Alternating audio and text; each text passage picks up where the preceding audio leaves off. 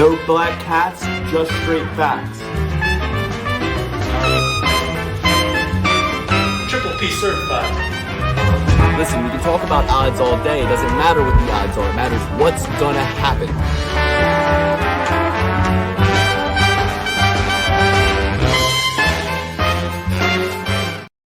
Welcome back to the Perfect Play Pursuit, coming in hot off the heels of UFC Vegas 113. Mario Batista versus Vinicius Oliveira. We'll talk about how we did. Alex himself got every single men's fight correct except just one. Still found a way to lose money. Me, myself, and I, extraordinary first half of the card. And then I don't know what happened. We'll get into it. We got our cousin here. He's been on the show before. He's coming back. It's Adam. Casual Adam. Although, you know, there's some pretty brain dead casuals these days. So, like, Adam is, like, kind of inching his way into being out of casual territory, I would say. I'm a fair casual. You know, it's not like I started watching the UFC yesterday. Let me throw a couple names out there for you. And you just give me first words that come to your mind, or you say, I don't know who the fuck that is, okay? Deal. All right. Isaac Dolgarian. Familiar.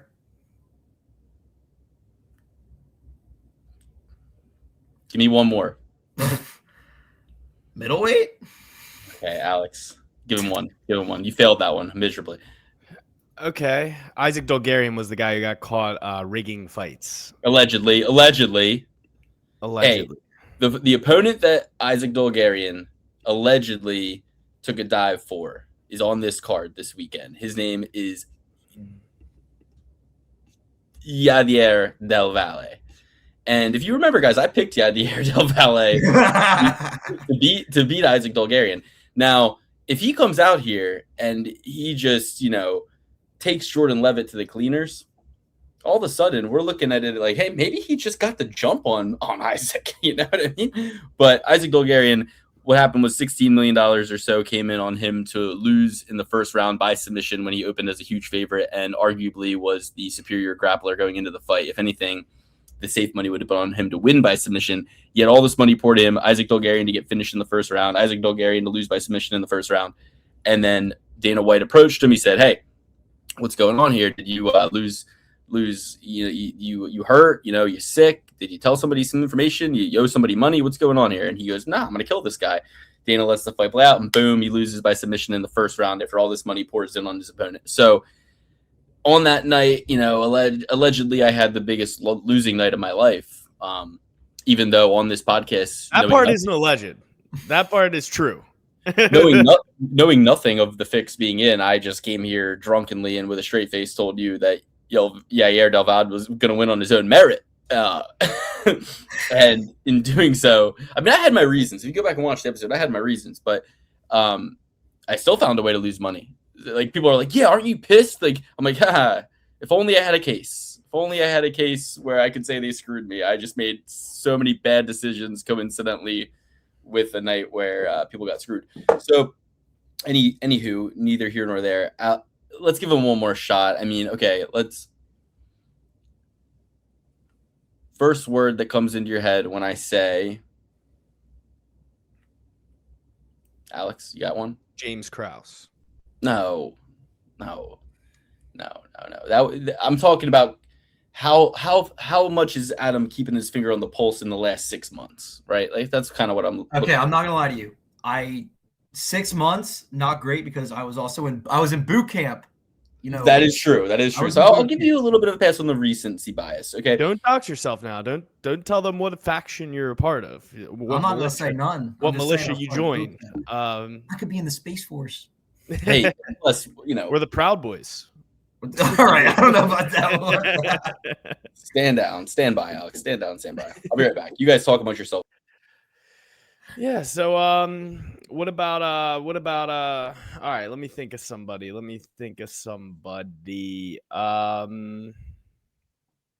Dustin Jacoby, as some know him. I'm not gonna lie, Dustin Jacoby sounds very familiar. Did he have a recent fight? He fought this past weekend. Yes. Okay. I bet on him. I did. Not me personally. My brother gave me his phone. He said, make me a parlay because he doesn't know anything. He Yes. knows less than me, and that's not saying a lot, but I bet on him. So yes, I am familiar with Dustin Jacoby. Yes. He's what about Jalen Turner? Miss me there. Some people call him Jalen Turner. I think his real name is Jalen. I mean, I call him Jalen. I call him Jamahal Hill. Do you know Jamahal Hill? I do know who. Yeah, he lost to Alex Pereira. He kicked him at the Okay. nuts. Alex Pereira went nah, and then Nah. ran. All right, let's think. Let's think of another guy. I got a crop full of guys. Alexander Rakic. Yeah, Okay. Croatian All right. dude. Yeah, I'm getting you closer to the top 10. You know, Dustin Jacoby, he's a little bit of a reach. Isaac Dolgarian, he's not even in the UFC anymore. Rakic is not Croatian. no, Serbian? Some Serbian, I think. Yeah. close enough, dude. Cro- Eastern okay. geography's like Look, either way, guys, just trust that we're gonna do a full card breakdown for Strickland versus Hernandez, guys. I mean, you know, this is gonna be a good card. We got some big guys we're gonna break down here. Adam looks like he's about to pull 45-70 on us right now with that cowboy hat. Yep. He knows what a 45-70 is. That's what I'm saying. Like, come and find Adam. You know what I mean? Like he's gonna stand his ground. He's gonna plant his boots in Arkansas and defend the land that he loves. All right. So let's move forward. I mean, last week's card. Here's what I'll say. I had some real early momentum. You guys know I took a bath on Diego Lopez, so I was coming into this card saying we're gonna, if we get ahead early, we have more to play with. We'll bet more, but we're really going in with a low starting bid and not gonna risk a lot, right? First fight of the night, I hit a play on Segulia by decision. I win $175, $100 bet, paid $275. So now I got $175 to work with, right? Next, I take the profit. I take $125. I put it on Wicklax by submission. Imagine my excitement. It was kind of robbed from me because Jacob Wicklax, Adam, since you're casual, you don't know this, second fight of the night. He submitted his opponent in the last second of the fight. I watched. No, I watched it.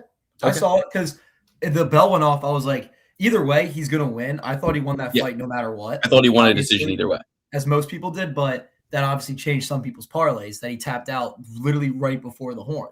So I was not unfamiliar with and that. mooing Gaffarov, absolute coward, absolute loser, absolute pansy, like sitting here acting like you didn't tap. It's clear as day you tapped. You're trying to rob another man of. You're trying to. What did Deontay Wilder say? Trying to rob him of his destiny and steal him of all his worth. You know what I mean? Exactly, and that's not something light nowadays. You get an extra 25,000 at him for every fighter who gets a finish gets an extra 25,000. And like you're gonna lose the decision anyway. Yeah, and like Wicklax was trying to appeal to his Bushido code, and he was saying to him like, you tapped, like you tapped, you tapped. Come on, and like. When they showed the replay, it was clear as day. Not only did he tap, because he tried to lie afterwards. He was like, I was trying to get my mouthpiece out. He couldn't even reach he it. tapped with both hands. He couldn't, like, the hand that he tapped with, he couldn't reach it. He could tap here. He was trying to reach all the way here. You can't. You couldn't. Bull crap. Muin Gaffarov, you should be ashamed of yourself. I think they should cut fighters for lying as well. Alex, I got the exact quote from Deontay Wilder. Basically, he tried to cheat him from providing his greatness into the world. He tried to cheat Jacob Wicklax from providing his greatness into the world. Deontay Wilder has a lot of quotable moments. You know what? I'm starting to just believe Deontay Wilder because he's coming on these new interviews and he's saying, yeah, I was cheated and a documentary is being made about how I was cheated. And Tyson Fury did put something the size in the shape of an egg weight in his glove and it all will be revealed. The truth will be. And I'm like, you know what? If he's quadrupling down on this to this extent, and I've seen the video evidence and my conspiracy theorist brain, I'm like, it looks a lot like he's right. But either way. Deontay Wilder, one of my heroes. One of the people who are not my heroes, Eduardo Mora. Luke, you said it best. Lazy in there. She looked lazy. I mean, that's the thing. It's when it's a matter of conditioning. they all look at their coach the same when their conditioning has failed them, with this deer in the headlights look in round 3, and you just see them mentally break. And it wasn't just her. Plenty of other folks in there did. Jonathan Basharat, not the best performance, got it done. Yeah, did well. Didn't mentally break though. Oh no, and if you were to think how that fight was going, you would be like, oh, he might break. Jailton Almeida mentally broke. Jailton Almeida against. I was listening to the Brendan Schaub, one of the greatest MMA minds we have today, and he was saying, you look at Jailton Almeida and you want to ask him, buddy, do you even want to do this? Like, why are you here? What are we doing here, B? Jailton Almeida, the only male I bet on that lost. And, I had him parlayed to the gills because he was such a close, even money fighter. And after seeing Chris Curtis, wrestle this Russian fella to the ground, I thought, okay, Jailton Almeida points to the ground in the last 10 seconds and then backs up. I'm so sick of these guys trying to take Max Holloway's shit and not living up to it. Who's pointing at the ground and then circling out of the pocket? Get in the pocket if you want to do it. Don't sit here and try to rope-a-dope like you're freaking Muhammad Ali. What are we doing here, B? I have so many thoughts. I mean, so I picked Rizvan Kunaev.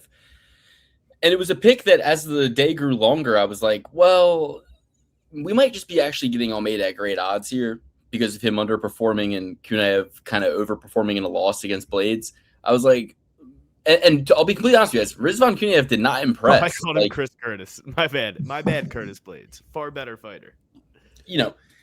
It's not like Kunaev blew us out of the fucking water. Like, that was like, not like, I'm not confident picking Kunaev in his next fight. First of all, he's got no killer instinct. He just plays possum and has a great strategy of self-protection while being able to cage control. I mean, that's really all it is. He's got blob mentality. And it's discouraging. And like, he's not doing no Jacob Wicklax shit in there. A fight he's already going to win by decision, getting a submission with a second left in the fight. He's not going to do that. If he's up around maybe 2, he's coasting in that 3rd round. So, like, I don't like that, especially at heavyweight. You're not, I guess what I should do is just in a fight where people think it's going to end in a early knockout, which I don't know how anybody could think that in a Rizvan Kunaev fight at this point. But maybe you get some of the, hey, it's a heavyweight fight, they can end quick, and you just go over 1.5, over 2.5, fight goes to the distance. I mean, it sucks to have to sweat that out with heavyweights, but and the thing about it is, Luke, this is what pisses me off. Yeah, because I had over 1.5 in the who was it? Michael Olajaychuk versus Barrios fight on the same parlay that I had Jailton Almeida. I started getting worried about Jailton Almeida. Don't know why. Had a weird hunch. So I start setting up some hedge plays, right? The hedge play was MAB, Farid Basharat, Kunaev, Horiguchi, and Mario Bautista. And that actually would have won me more money because I was just worried about Power Bar coming in there and landing one clean. No. And then spoiling that over 1.5. So I was like, okay, if anybody's going to win under 1.5, I think it's going to be Power Bar. So I put a bet on Power Bar right away. And I thought that there was a chance that MAB could have won that fight. I mean, he was coming alive in the 3rd round. The 2nd round was kind of razor close. I really thought he kind of won it. I did want the double victory on that one just so I was smooth sailing into the rest of the card. But I thought MAB won that fight. I thought he got robbed. He did not win that fight, dude. I thought he won that fight. I thought there was an argument for it. I thought it was a close fight. I thought round 3 he definitely won. I thought round 2. I don't think it was like, man, like if they fought 100 times, Lord's gonna win every single time. But I thought that Lord was moving way better, and he was chopping the leg. He was landing body shots. He was landing 3 for every 1 Barrios landed. I mean, it was definitely what does Nick Diaz say about little baby leg kicks? They don't do shit. Fuck 'em. Yeah, what but are if you, you're Joe Rogan, but my rule with leg kicks, if it's seemingly preventing something, it's working. Now Power Bar is already pretty plotting. It's not like he's the most athletic guy, like fleet of foot guy, but he was like stuck in the mud there for the whole fight. So real quick, just to sum up my night, where it went good, where it went bad. I had Segulia by decision. We take the winnings, we throw it on Wicklax by sub. This is basically making our own parlay, just with one leg at a time, because that's what a parlay is. But it's boom, boom. Now once Wicklax gets that sub, which, like I said, they kind of stifled my reaction a little bit because it was like, he did it. And I was like, oh, are they gonna rob me? And then I was like, okay, it was just more of like a relief. It wasn't like a what, like it should have been, But once Wicklax wins by sub, I turned that initial $100 on the first fight, Segulia by decision, into now $462.50. So now I got $462.50. Other parlays are active, but we're in the profit at this point. Then I throw 100 of that on Veretennikov to win in round 1. 100 pays 380 back. So I'm getting pretty. Like after the Veretennikov fight, I got parlays still active. The world is my oyster.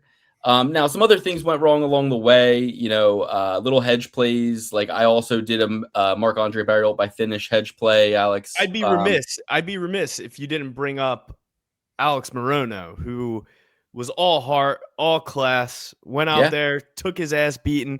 I mean, another hedge play, or not another hedge play, but another little. With the winnings, I throw a little bit on Donchenko first round. He almost fucking gets it. Oh, so close. Like, I don't know how Alex Morono survived. I don't know who was reffing that fight. I was a little preoccupied. I'm a big round 1 guy. I'm a big hey, keep it simple. This guy's gonna win in the first fucking round. Like that to me is like you get I got Veretennikov at plus 380 or plus what was it? Plus 280 to win in round 1. He was minus 255 money line. That was a nasty knockout. That was a nasty, brutal knockout. I'm watching it and I say, I say to my wife, I go, Nico Price is in what I like to call the danger zone, which is actually a Luke Thomas line. But I say, and then at the second danger zone leaves my lips, the knockout onslaught starts and he gets knocked out. And I go, who's fucking better than your husband, huh? Who fucking knows? Who fucking knows? I go, who fucking knows ball more than your husband, huh? Huh? Yeah, and I bet him to win it. I bet him to win in round 1 too. You like that? Go sit down. Make me excited. I didn't take a round 1 finish, but I did take Veretennikov, and I'll tell you why I took him. I liked him in his last fight. I liked his record a little bit more than Nico Price. And caveat, Kazakhstan, baby. I am taking a Kazakhstan fighter over most people, to be honest. And why? Because they train like animals, dude. They train like they got nothing left to live for.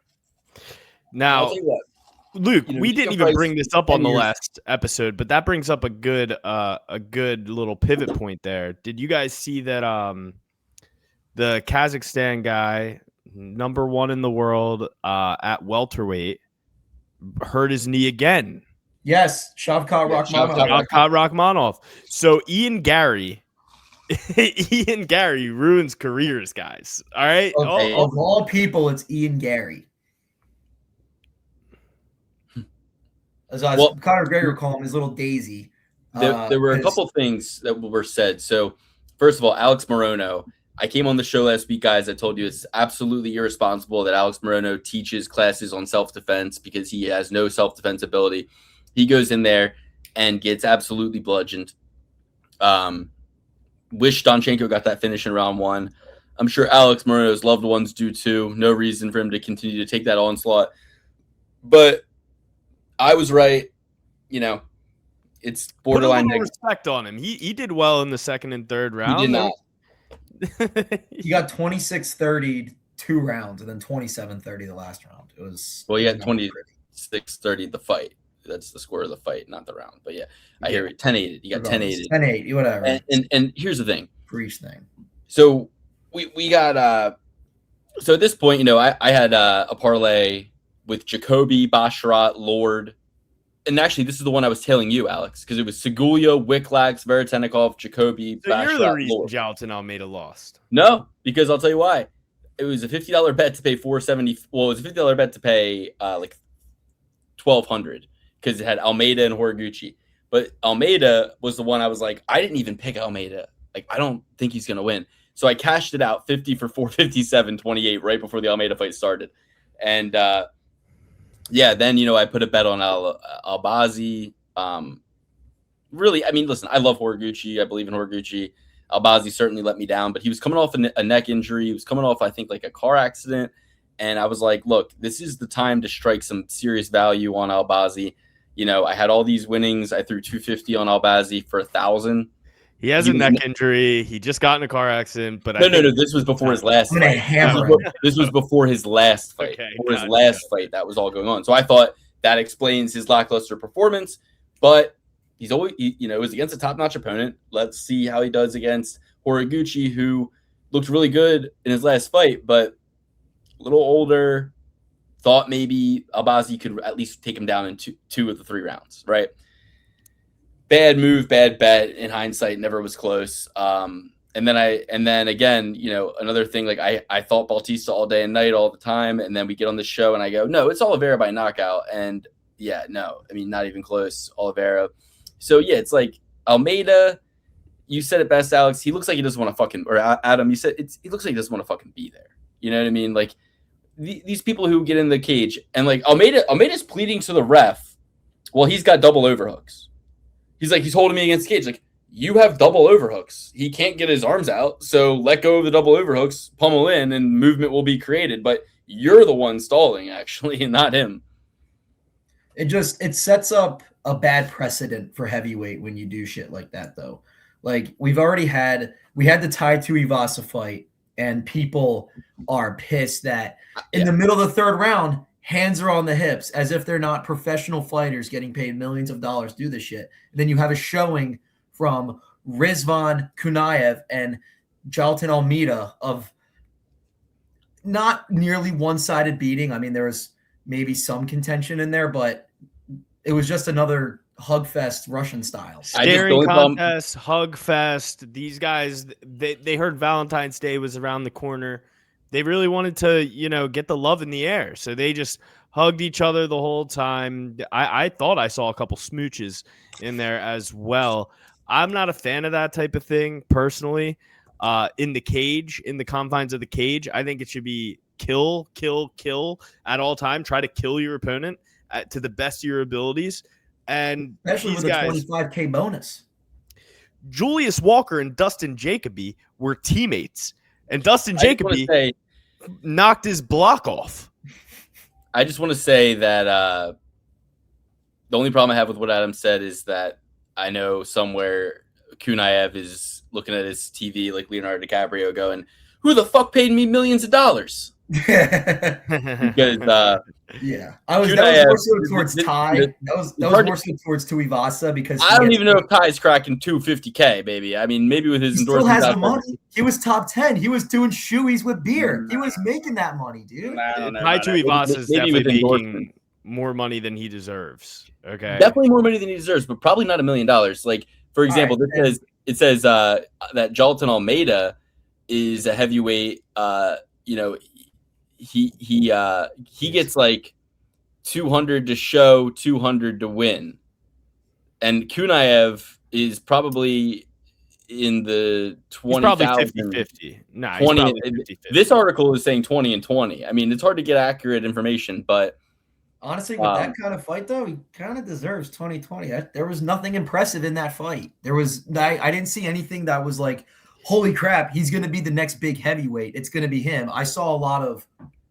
They both deserve 5 and 5. If you ask me, the headliner of the card, Mario Batista, this is suggesting that he reportedly netted him about $260,000 when he fought Patchy Mix. So, if the main event is making $250,000, I don't think anybody's making more than that. But that Paramount money's coming in, just because Justin Gaethje doesn't know how to answer a phone and say he's making the same amount of money as before, and Ali Abdelaziz's phone, Lord knows what's on his phone. So he's not looking at it. He buried it. He heard the Epstein files were coming out. He buried that shit at sea. So, that's probably why Justin Gaethje didn't get more money. But all these guys, I'd imagine, are making. I bet that the new minimum for fighters is probably like 20 and 20, at least. The UFC is like, all right, we'll throw you a bone. We'll throw you guys a little bit of a bone. It's $7 billion. That's only, what, 100,000. Any of size. That was perfect time. Hey, I think you'd be surprised. Anyway, let's move on. That's 100,000 thousands, Luke. New card, new week, first fight of the night. Dustin Jacoby amazing. Farid Basharat, not the showcase that you necessarily want. Horiguchi is amazing. Horiguchi is in line for the title. Horiguchi, I have him in high regard. The Basharat fight, you're glossing over this, but like if you're talking about the first Basharat fight, he almost knocks Gianni out in round 1. Gianni almost knocks him out in round 2. I mean, that was a fun fight. I was talking about Farid. Farid, not his best showcase, but he was going up against a hammer. I think John Masamuto is a really good fighter. Dude, that was another one where, I mean, I picked John Masamuto on the show just because I was like, plus 250 is crazy. Like, John Masamuto lost one fight. He's good, and he's relatively unblemished. By split decision, too. By split decision. He gave, I thought Farid won, but he gave him all he could handle. Yeah. No, it was a good fight. I thought Farid won as well, but it was close. I could have saw it go both ways, B. I had both sides going into that fight, and I was happy with my decision to hedge on that one because I knew John Masamuto is an absolute hammer, and like you said, plus 250. That's hard to deny. Such an animal like Masamuto. Nico Price, he's not going to remember his 5th and 6th kids' names after that performance. He has like 12 kids at him. He's like the Philip Rivers of MMA.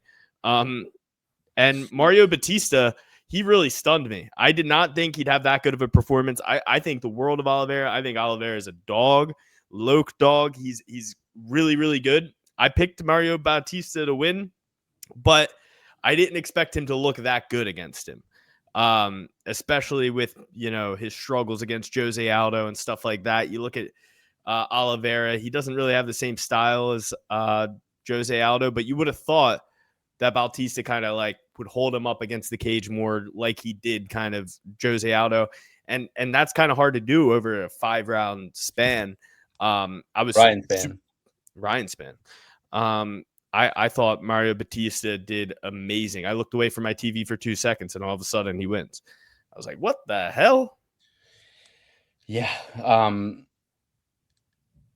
Oliveira, Mora, and Almeida. I mean, it's like Oliveira, Oliveira is Dan Hooker status right now. He talked all that shit, and it just, he was cannon fodder at the end of the day.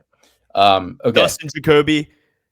Oh, absolute fucking dog, Justin Jacoby. Yeah, I Best really performance of the night. The fact that he didn't get a performance bonus makes me sick to my fucking stomach. And I thought Julius Walker won round 1, and Jacoby beat the shit out of him. It was close. Jacoby was every time I have a bet on a fighter, I want Dan Miragliotta as my ref. All right, or Herb Dean. Let him fucking fight. Let him. Yeah, just make him put him out. And I agree with this stoppage. I was like, he is fighting back to his feet. Like, too often these refs are like, we have to you have to protect the fighter from death, not from taking an ass whooping. It's an ass. On top of that, these guys are ass whooping contest. Like, and apparently these guys are friends, trained together in the past. And Dustin Jacoby's like, please stop this fight. Like, I do not want to keep battering this guy. Like, and he wasn't working up at all.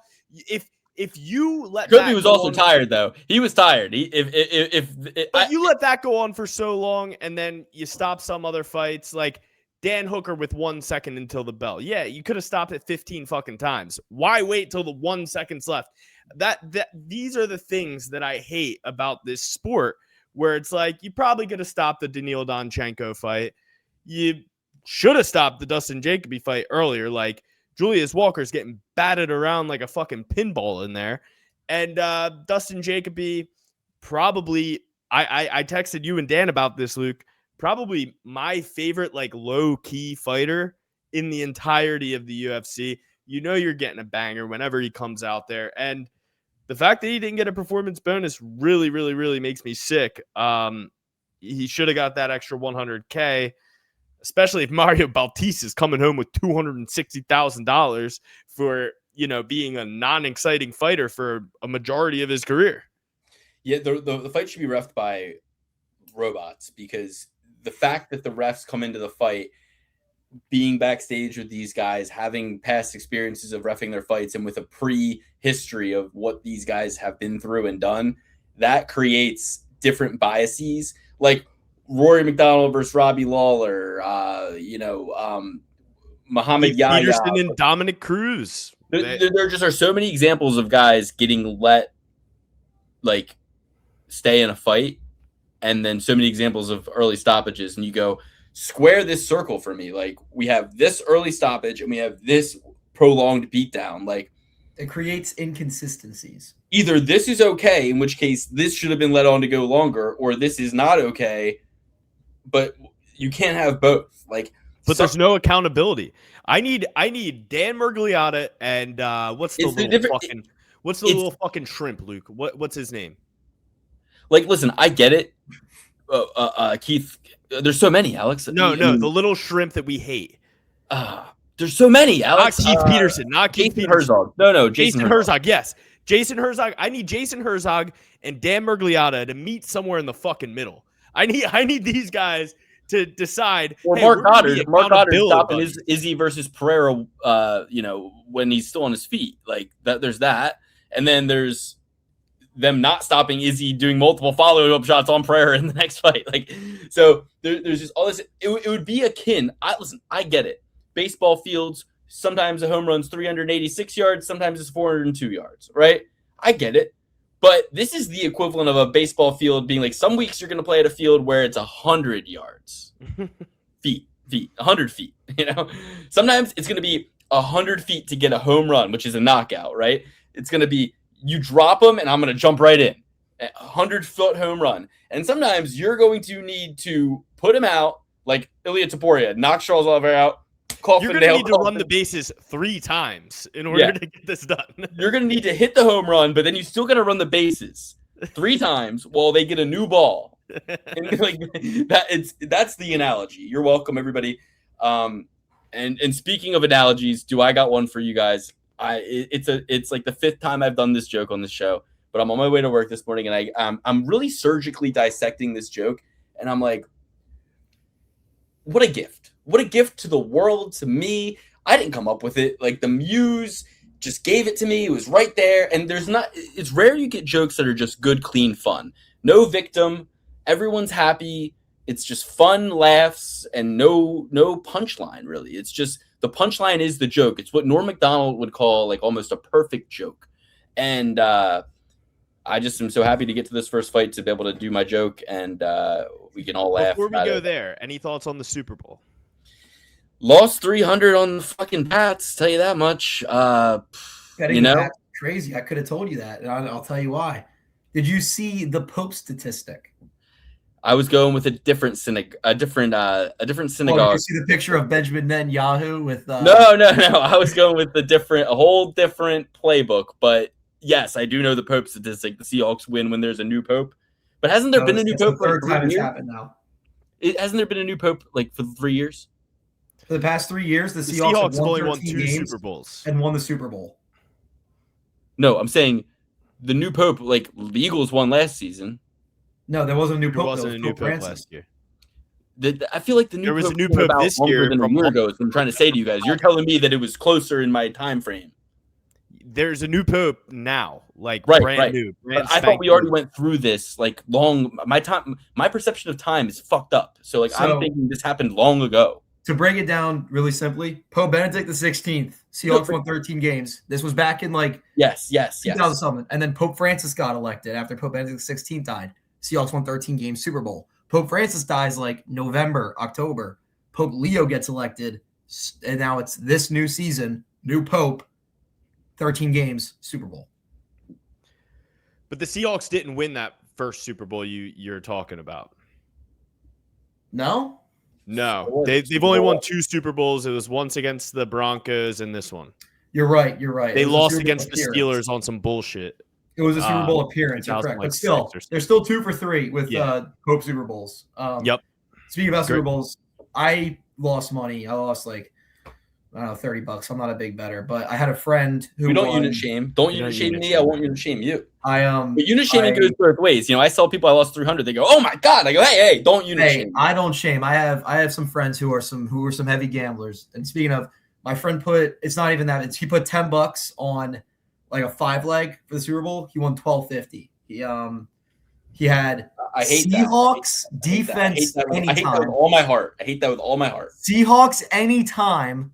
Stevenson carries Cooper Seahawks Kupp defense. yards, and like 2 other like as a Seahawks if it was money that, line, if it was that much of an easy win, then you should have bet 10,000. No, he put $10 on it because it was stupid. It was dumb, and he won. He had Oh. Seahawks defense scoring a touchdown, which isn't very common. To win 12 on that, it's like they should have given him so much fucking more. He even had a profit boost on it.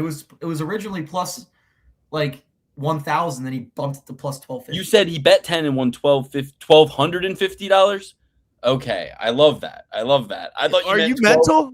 Why would he? Dude, I thought he meant $12.50 on a 5-leg parlay? You could have. He's talking about betting $30, betting $10. I'm thinking he's fucking talking about winning. I'm thinking I'm talking to my mom here. All right, I'm thinking I'm talking to my fucking mom who's like, I'm gonna win $11 if this hits, and I'm like, that was the worst Super Bowl one of the worst Super Bowls I've ever seen in my life. You got to think the Rams Patriots a few years ago was probably the worst one, but that was the most boring Super Bowl. I mean, even when the Eagles won the Super Bowl last year, like by halftime, I'm like, can I fucking turn this off? Like it's over. Like what am I doing?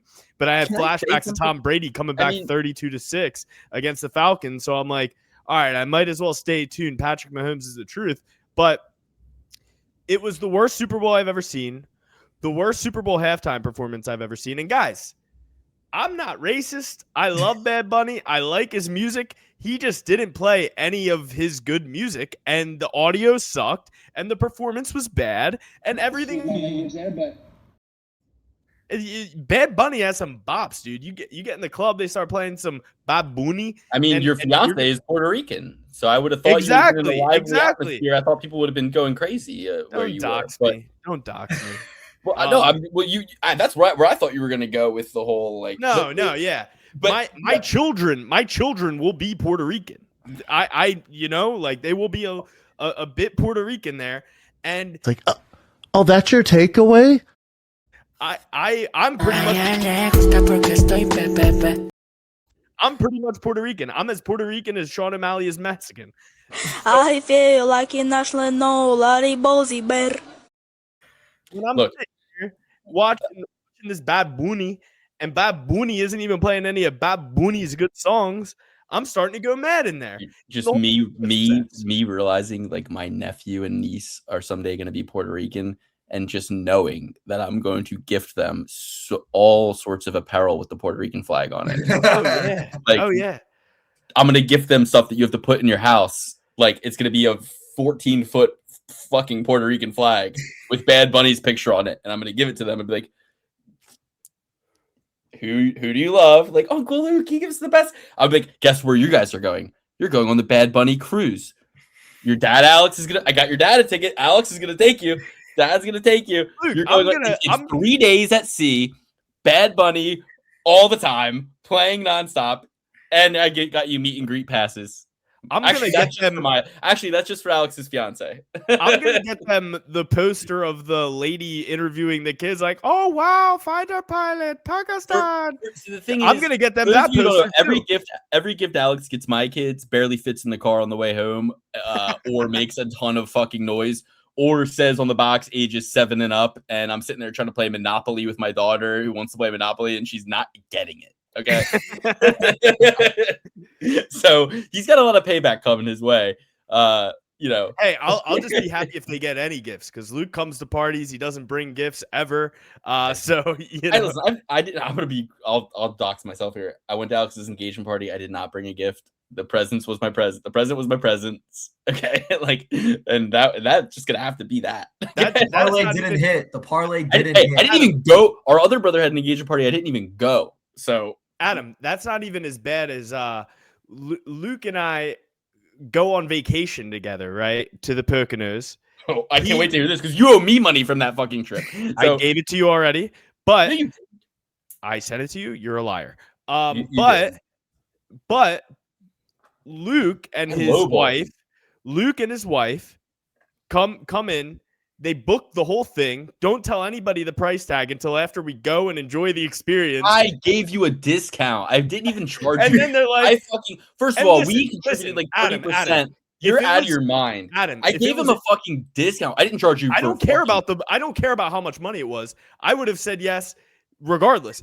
But if it was $500 that I am just getting hit with after the fact, I would have went nuts. Bro, it was like 140. Like, get real. It was like 140 bucks. That's where he's not And listening. that's food and drink where he's not included. listening.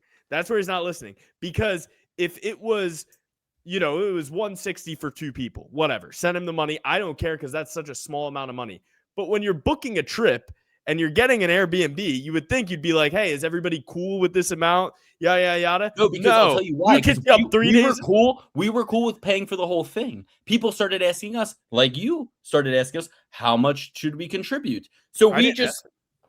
Yeah, I you did. purposely didn't ask. I I'll was find like, the fucking text. I'll find the fucking text. I It was says, like, "Let-" it's on the arm. It's on the arm. No. We booked it, prepared to pay for the whole thing. Everybody asked us, and I was not I was not everybody. I was like, I'll find the text. when- I will Adam, find the they- text. Jamie, pull up those texts right now. Adam, when they booked it and they didn't say a price after they had already booked it, I was like, oh, that's so sweet of Luke to like get a house for us all for his birthday. Like, yeah, our presence is the present, right? And then he hits me 3 days later. I was like, thank God this was cheap as all get out. Otherwise, I'd be like, yo, hit the road, Jack. You're not getting shit for me. So I'm getting these texts, and you're gonna be so fucking embarrassed. But we have a lot of work to do, so let's get to the fucking card. All right, UFC Fight Night, Strickland versus Hernandez. This one's not at the Apex, so we can't call it UFC Vegas 114. I'm not gonna call it UFC Fight Night, whatever this happens to be. I'm gonna call this one UFC Houston, Strickland versus Hernandez. The naming convention has been completely thrown off. If you're gonna start numbered cards, if you're gonna start, you gotta give me something to work with here, UFC. I gotta have a way of identifying this. Okay, so how about like maybe it's already too late is the problem. It's just a mess. It'll be a mess forever. No one's gonna find this video because of the algorithm and the search criteria is all fucking messed up. So I'm just gonna go with UFC Houston, Strickland versus Hernandez. And, it's a great card, guys. We're going to start at the bottom. We're going to work our way up.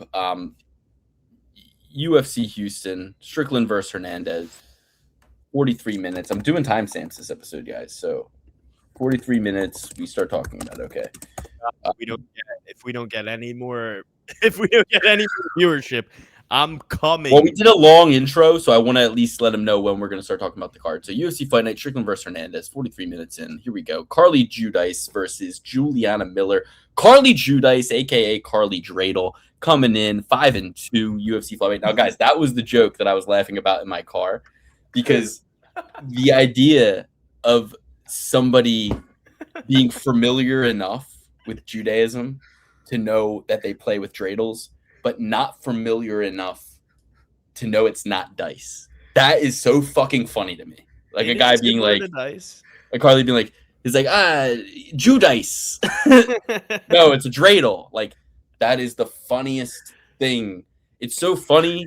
And her name is Carly Judice. Luke, shut the fuck up. Nickname Carly Dreidel, baby. So spinning like a top. And there's nothing round and round. You spin me right round, baby, right round. Carly Judice, minus 400 favorite. She deserves to be. She's amazing. Came into the UFC off the Contender Series, but got a win, meaning being invited to the UFC, off of a split decision loss. Ernesta Caracate. I watched this fight on the Contender Series. It was an amazing fight. She lost it by split decision. Very close fight. Both women gave their blood, sweat, and tears in there. They gave it all. Two amazing strikers, two prospects to keep an eye out for in the women's division. Comes into the UFC, split decision loss to Gabby Fernandez. That was a year and 7 months ago, guys. New hair, new me. Back-to-back knockout wins last year. 10 months ago, knocks out Durbin with a head kick. and 6 months ago knocks out Nicole Kalari with a needed liver. 26 years old, Lafayette, Louisiana, 2-inch reach advantage. I'm taking Carly Giudice. I'm taking Carly Giudice, and I'm taking her emphatically, but I think she wins by decision. Juliana Miller's tough as a fucking old leather boot, and she'll be in there taking a beating, smiling through it, pushing forward the whole time. Carly Giudice by decision, not a hot take, but that is my story, and I'm sticking to it. She's tough as an old leather boot, and she has the same IQ points as an old leather boot. She's dumb. She's dumb as all get out. She's a weirdo. She trains at 10th Planet. Enough said. Everybody at 10th Planet is a bit of a weirdo besides Edgy Bra himself. But he cultivates these freakazoids. No pun intended. There's a guy named Freakazoid there, Adam. You're not keen on the jiu-jitsu scene. But yeah, this Juliana Miller, I had high hopes for her coming in, but she's there to take a beating. She's got a similar strike style to Alex Morono. I usually dog or pass all ladies fights nowadays. I can't be bothered by like giving an opinion, cultivating an opinion in the first place. But you know, Carly Giudice is riding a wave here. I think she's going to win this one. She's, you know, Texas is pretty much Louisiana. It's very, very close. I don't know if you know this, Adam. It borders it. Texas and Alabama, they're close. They're close. It's only like an hour and a half flight probably to Houston, H-Town. Give me Carly Giudice. She's going to have a lot of fans, a lot of friends, a lot of family, and she's going to get this one done. I like it. I'm also taking Carly Giudice in this. A lot of the same reasons you said. I just think she's a better striker and a better fighter. If you look at the fight statistics, she has slightly less significant strike accuracy against Juliana Miller, but I don't know. I think I just like her style a little more. I think she can bring it home. And like you said, I think she might have more people there for her. You know, crowd and fans are a lot of big things going on there. I think that she takes it over Juliana Miller. Minus 400. And first fight of the night, if you got your friends and family there, that's the whole stadium. You know, there's going to be 10 people there. Maybe Theo Vaughn makes an appearance because, you know, he's so thirsty for the UFC to Houston, baby. This is not Vegas. This is Houston. These people paid good money, and for the most part, I think you'll see a pretty full crowd. The 14 people watching the first fight are all going to be there for Carly Dreidel, and she's going to win.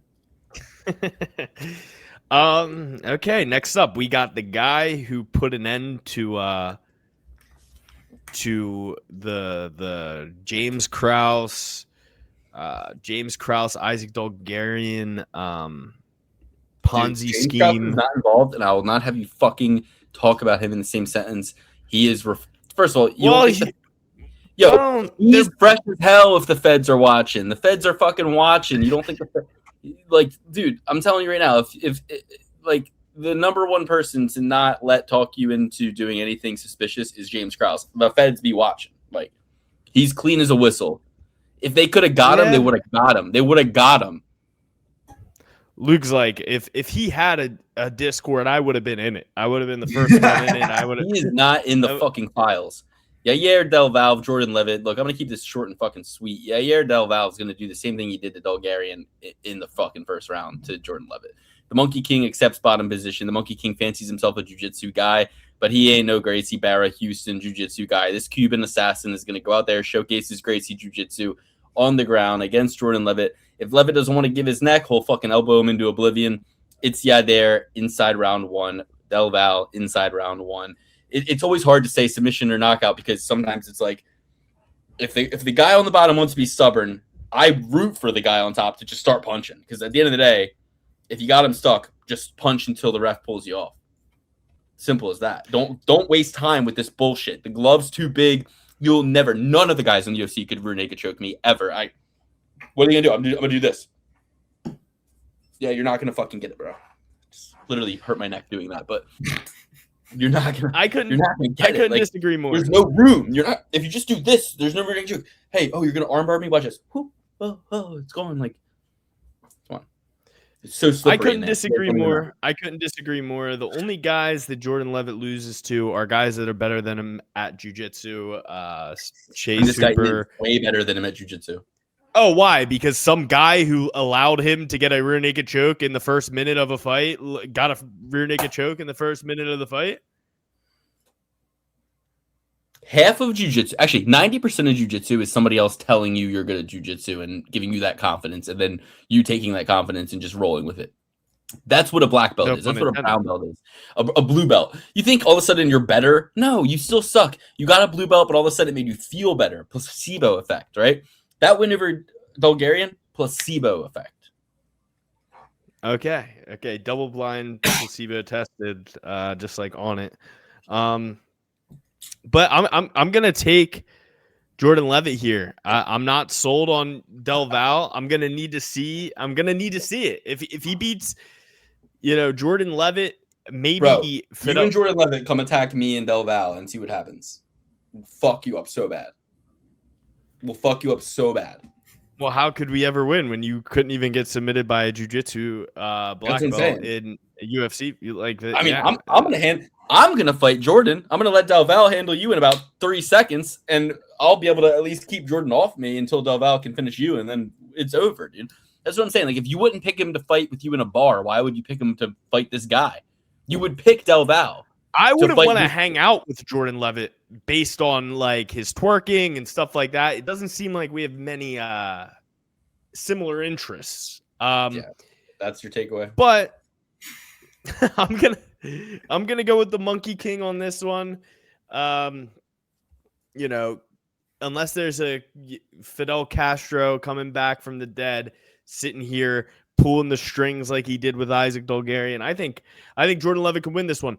If Yadelair Del Val wins this one, I'm going to be a little bit more convinced in his game. But when you're coming off of a very quick submission over a guy who has the FBI investigating him, I can't put a lot of stock in that.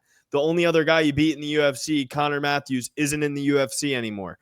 All these guys that he's beaten, not in the UFC. The guys who have beaten Jordan Levitt, really good. Patty the Batty, Claudio Puelas, Chase Hooper. Luke was calling for a fight with Chase Hooper for a while, Adam. He wanted to fight Chase Hooper. Idiotic. Now he sees Chase Hooper and he shivers in his fucking boots. I don't shiver in my fucking boots. I just gave respect where respect is due.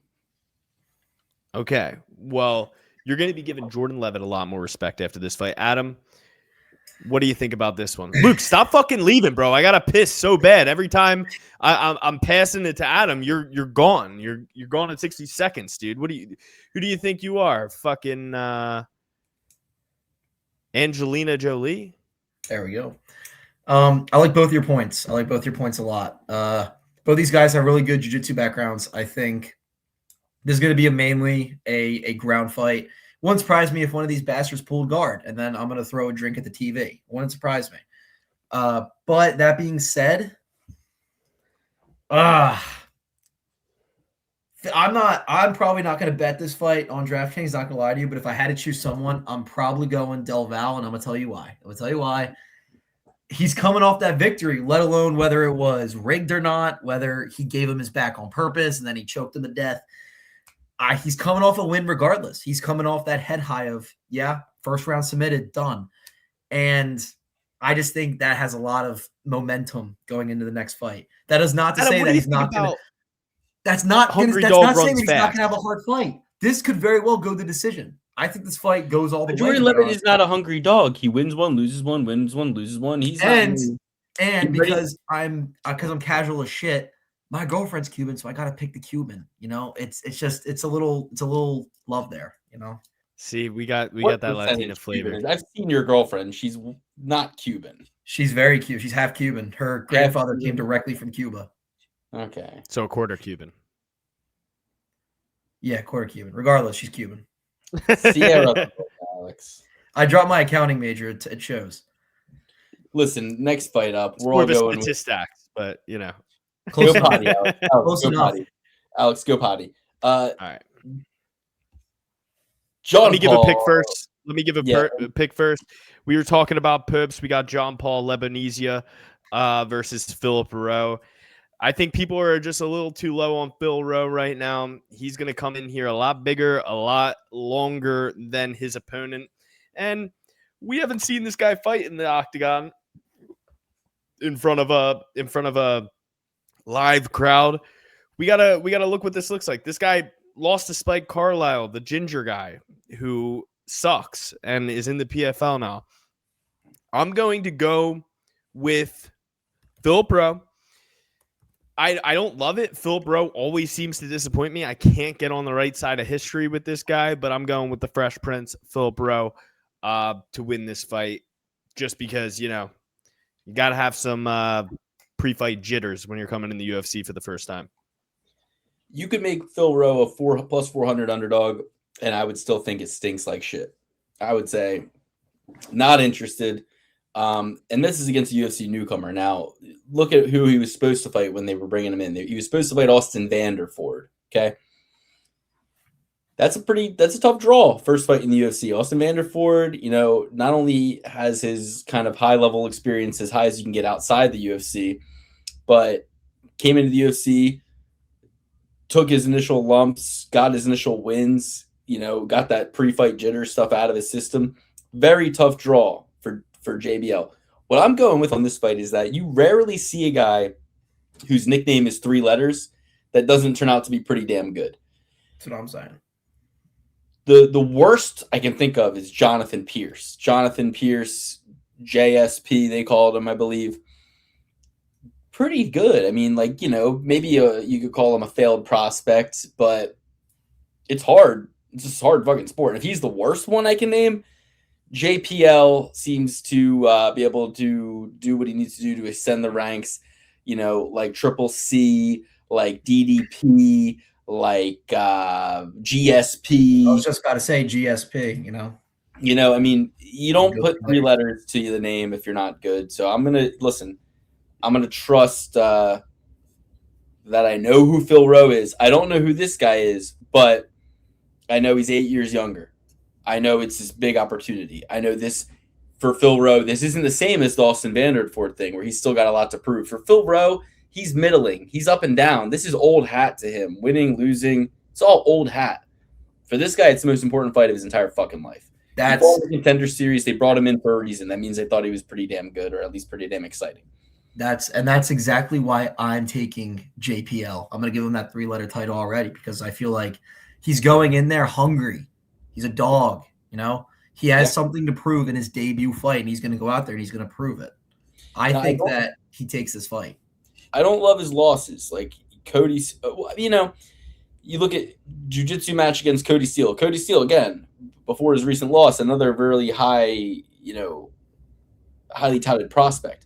Loses to Spike Carlisle in 2019. Again, don't look at it like Spike Carlisle. He's not in the UFC anymore. Don't look at it like Jacoby Jones. I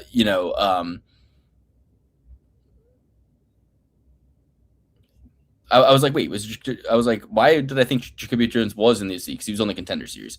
Yeah, he lost his Contender Series fight, but Jacoby Jones is no joke. He's fucking good. And if he was fighting him in 2023, he was grappling against Cody Steele. He was fighting Spike Carlisle in his second ever fight. Spike Carlisle's 8th fight.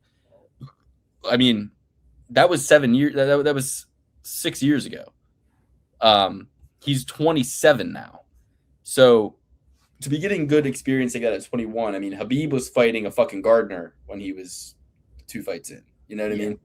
Like, it's like people back in the day, basketball, they're playing against plumbers. And then today you got mega talent. It's the same shit. My laptop is about to die, but I have to get the charger. But yeah.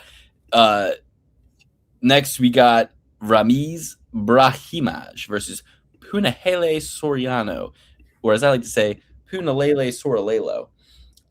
Alex, take this one away. I got to get my charger real quick. Yeah. This is an interesting one. I think Ramiz has better grappling than Punalele. But Ramiz Brahimaj, I cannot get the sight out of my head of him getting socked in the belly and wincing and just like, oh, like you can't show that. You can't show us that, you know? Right.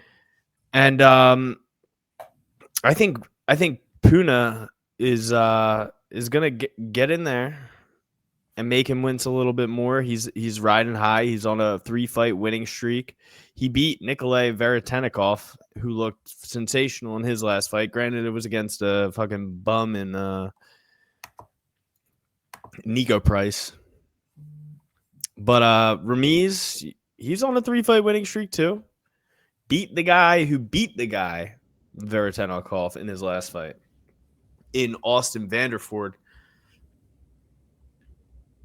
But you lose to Court McGee, you can lose to Punalele.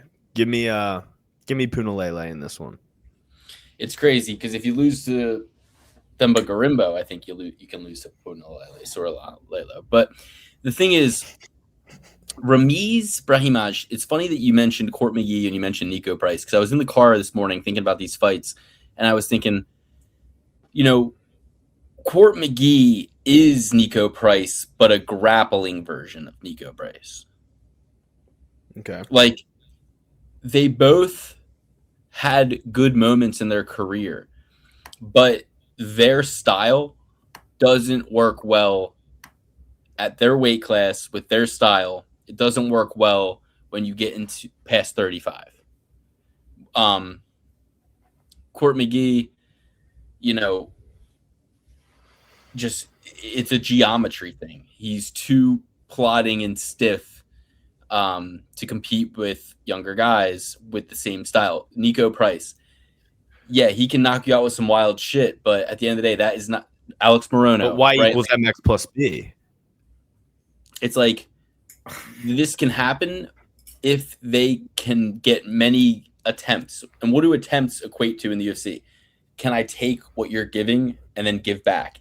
When you're young and dumb, you know, Nico Price, I think he would tell you himself, he wasn't going to be a doctor if he wasn't in the UFC. He would have probably continued to be a patrolman in the local police department, or, you know, he's just not he's not going to MIT on a scholarship. He would tell you that himself. And when guys have little to lose mentally, they have the lack of self-preservation necessary to be able to do this chaotic shit. Because at the end of the day, what is chaos? Well, it's like danger, risk. Like, you're putting yourself in awkward angles and awkward positions, risking taking a big shot, maybe even taking them, but so that you can land your unorthodox, not by the book strategy. And that works when you got a lot of chips. But the more that chip pile starts deteriorating, then the more every time you try, you don't have enough chips to keep doubling down, and one of those shots is going to knock you out. That's how I see a lot of these guys. Punahele Sorolelo, I've always been on the wrong side of this guy. I think I picked Kopylov against him. I probably picked Solfitz against him, but I think his last 3 fights I picked against him. I picked him to lose against every single one of these last 3 guys, and he's on a 3-fight winning streak. I'm going to keep fading him into the grave. I'm going to fade him into the ground. I'm going to say Ramiz is going to be able to win this fight with cage control, pressure, and essentially just frustration, just preventing Punahele from setting his feet, getting big power shots off, having winning moments. I think Ramiz will just stifle, kind of stall out a win over 3 rounds.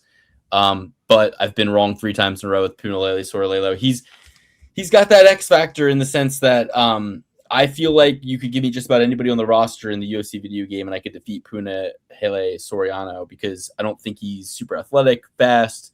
You know, he's powerful, but who isn't? It's like there's nothing really. What he is he's competent in so many areas that if a guy is like maybe even winning the striking 55% to 45%, he's still taking hits that he doesn't want to take. So then he goes to the wrestling, and the wrestling's harder than he thought it was going to be. So then he gets back to the striking, and then now all of a sudden it's like it looks like he failed the wrestling and is having to strike, and now all of a sudden Punahele is getting a little bit of confidence, and you're tired from trying to take down, and he's hitting you with a little bit more, and he just like makes the fight very uncomfortable by being sturdy in so many different areas defensively, and able to take it still with certain shots to frustrate guys and think like, man, I'm not getting this guy out of there. It's going to be a long night. My grappling's not really working that well. the way you beat Punahele is you pick his ass up and you drop him on his fucking butt and you stay on top of him and you frustrate him for 2 rounds and make him have to fight. Luke, that's hard to do. Something that you're not taking into consideration here. Hard to do when he's against the cage. You got to take him down to his face. Listen, all 3 of the fights that he lost in the UFC were at 185.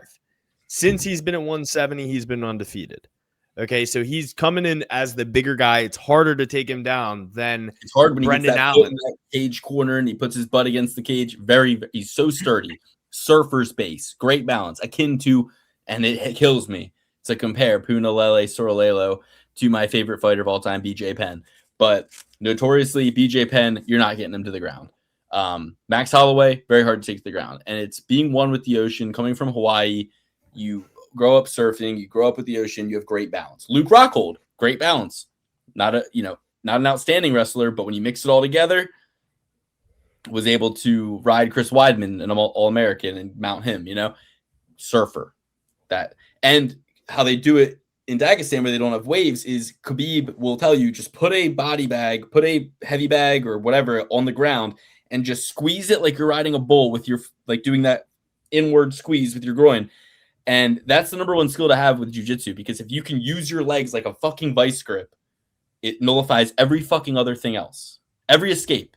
If you can just use your legs like arms and just use the full power of your legs to squeeze just about any dominant position you get in, they're going to have a fuck of a time getting out of it. So with that being said, you're taking Ramiz? Surfing and bull riding, best bases for MMA. With that being said, yeah, I'm taking I'm taking Ramiz. I'm taking Ramiz to win a frustrating, boring kind of fight with exciting moments. I think that you described it pretty perfectly. I think this is going to be a very, very cagey fight. It's going to be a lot of against the cage. It's going to be a lot of like attempted takedowns, like try to get the leg behind, maybe try to shuffle him down. Maybe he gets it once or twice, and by he I mean Ramiz. But I think Punahele is going to take this fight. They're both coming off a 2-fight win. They're both, same age. They relatively have the same reach and everything. But Ramiz is going to get that home advantage. He's fighting out of Dallas. They're literally fighting in Houston. It's, a quick drive, even though Texas is huge, quick drive. And Punahele's still fighting out of Hawaii. He's going to fly all the way to Hawaii. But he's out of Las Vegas. Las Vegas. Yeah, he's out of Las Vegas. Yeah. It says here fighting out of Hawaii, so my bad. You know what this is making me realize, Alex? I can barely even stand listening to your opinions, let alone another person's. I just want to hear myself. You know what I mean? I feel like I have the answers, and here That's I come. Clear. That's clear. Does your DraftKings reflect that? His DraftKings, sometimes it's sometimes maybe good, sometimes into it. Sometimes. Please don't ask me any dumb questions. With that being said, Punahele is going to take this fight. I think it's going to go all the way to decision. He might Sean Strickland keep and jab his way to it, but I think, and we're going to get to that, but I think Punahele is going to take this fight. So, do you think Joe Rogan is going to be in attendance here since he's a Texan? He's not going to be commentating, I don't think. No, I think he'll be there. I think he'll make an appearance. I think he comes in. I think that's all right. Minus 120. Yeah. Did you watch his most recent comedy special? Was it on Netflix? Was it that one? Yeah. Or was it different? I saw the clips, but I didn't see the full thing. What's your opinion on stool humping? Do you think it's like a good way to comedy? What do you think of his comedy? Do you think it's funny? I think it's funny bits. I think some things land. I think some things miss. I am a fan of him most of the time. Who's your favorite comedian? Dude, I'm so freaking casual. I think Shane Gillis is hot right now, dude. I think he's hilarious. Whoa, I didn't ask what you thought about his looks, but hey, not like that, you piece of shit. I think he's a very good comedian right now. I think he has a lot of play in his back pocket still, especially with the show Tires and everything. I think it's still hot. I haven't seen Tires yet, but I've heard it's pretty funny. I've heard it's pretty funny. It's quite funny. I don't give a fuck. Guys, get to the next fight. Okay, so Nora Cornholio versus Jocelyn Edwards. two people that you're just like, aren't these the same people? Like, I like them both, actually. I do I do think like that them they both. both have I'm just- exciting, fun fight styles, especially for the ladies division. And I think they're both going to give each other the fight that they want. Yeah, I do I'm think thinking that, it's Jocelyn Edwards to beat the shit out of her. That's my pick. yeah, so at first I was thinking Jocelyn Edwards. I'm a huge Jocelyn Edwards guy, but I'm also a big Cornholio man myself. But I just think that Cornholio is going to have a bit more stopping power in there. I think that Jocelyn Edwards is going to react more to the strikes. Sure, she's long. She's a tarantula out there. I know her name is the Panther, but she's more of a tarantula out there. She's got those long limbs. I love both of these ladies. It really hurts me to pick any of them, but it's like I've been saying for the past couple of weeks. It's like I'm not putting any of these ladies in any of my parlays any longer. I'm out on women's MMA. So it's a dog or pass situation for me. Shout out to Cody Saftik. I'm taking the dog. I'm taking Cornholio. I think she's just going to have a little bit more pop in those punches. And Jocelyn Edwards is going to react more to the strikes that she gets hit with than Cornhole is with the pitter-patter jab, leg kick. 36. She's 36 years old. Yeah, but Luke, as you know, women as No, they get I don't older, know. I don't know. And don't even bring that up anymore. Listen, okay. Adam, Lucas who's your said pick? that women, as they get older in age, they have more testosterone. That's not even. That was a different conversation at a different time. I'm gonna ask ChatGPT if that's true. Ask ChatGPT. That would actually clear things up a lot. Thank you, When you look into it, Adam. Who do you think is going to win this fight? Make it quick. I think Jocelyn Edwards is going to win, but that's not to say that's not going to come without a price. I think she's going to be. What's the price? The price is that You have she's to going to sacrifice be. a goat. Like I think it's like in Game of Thrones where she's like, now you see the price of life. Like when you know. what I mean by that is that Edwards is going to be a little surprised with Cornhole's stopping power, with her punch power. I think that she's going to go in there expecting not an easy fight, but something that she's just going to, make her way to victory to. But she's going to be shocked when she gets popped. Oh, shit, that was actually kind of hard. I think she's going to be a little surprised. But I think Edwards wins. Well, All right, actually, Luke, women actually, generally women do not have more testosterone as they get older. Levels typically decline with a significant drop starting in I their swear to God, 30s and Joe Rogan continue said through this menopause. podcast. Joe Rogan said this on the podcast, dude. I swear to God. That's where I got it. I was like 13 when I heard it. It was a factoid. You know what I mean? Ask if it's a false ask if their bones get harder. Okay. Because that's what Joe said too. He was like, their bones get thicker or something when they get older to protect. I don't know why. He was like, I don't know. Joe Rogan is not. No, women's bones do not get harder as they get older. In fact, they become thinner, less dense, and more brittle after peaking. Yeah, of course they do. Of course they fucking do. Of course they do. Have you ever seen an old lady? We've had grandparents. It's like, of course they do. Like, I don't know what the fuck. All right, never mind. Anyway, let's move on from ChatGPT. Well, Joe Rogan is a big proponent of TRT, so he's probably like shooting everybody up in his family with some TRT and some on it and Alpha Brain. I think a lot of, and that's the thing, a lot of these gyms, right?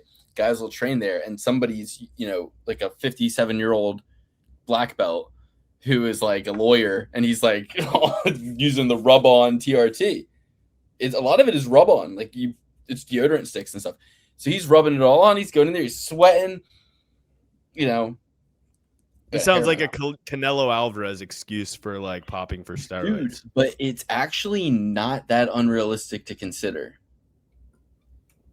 I was looking up today, because you know how they say like weed stays in your hair longer than anything else.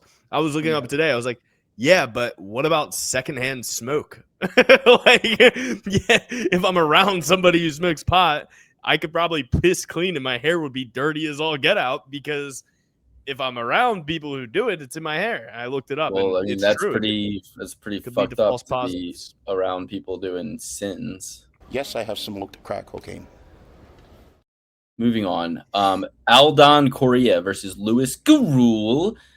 It was Rafael Fiziev, Ramiz, and Luis Garul.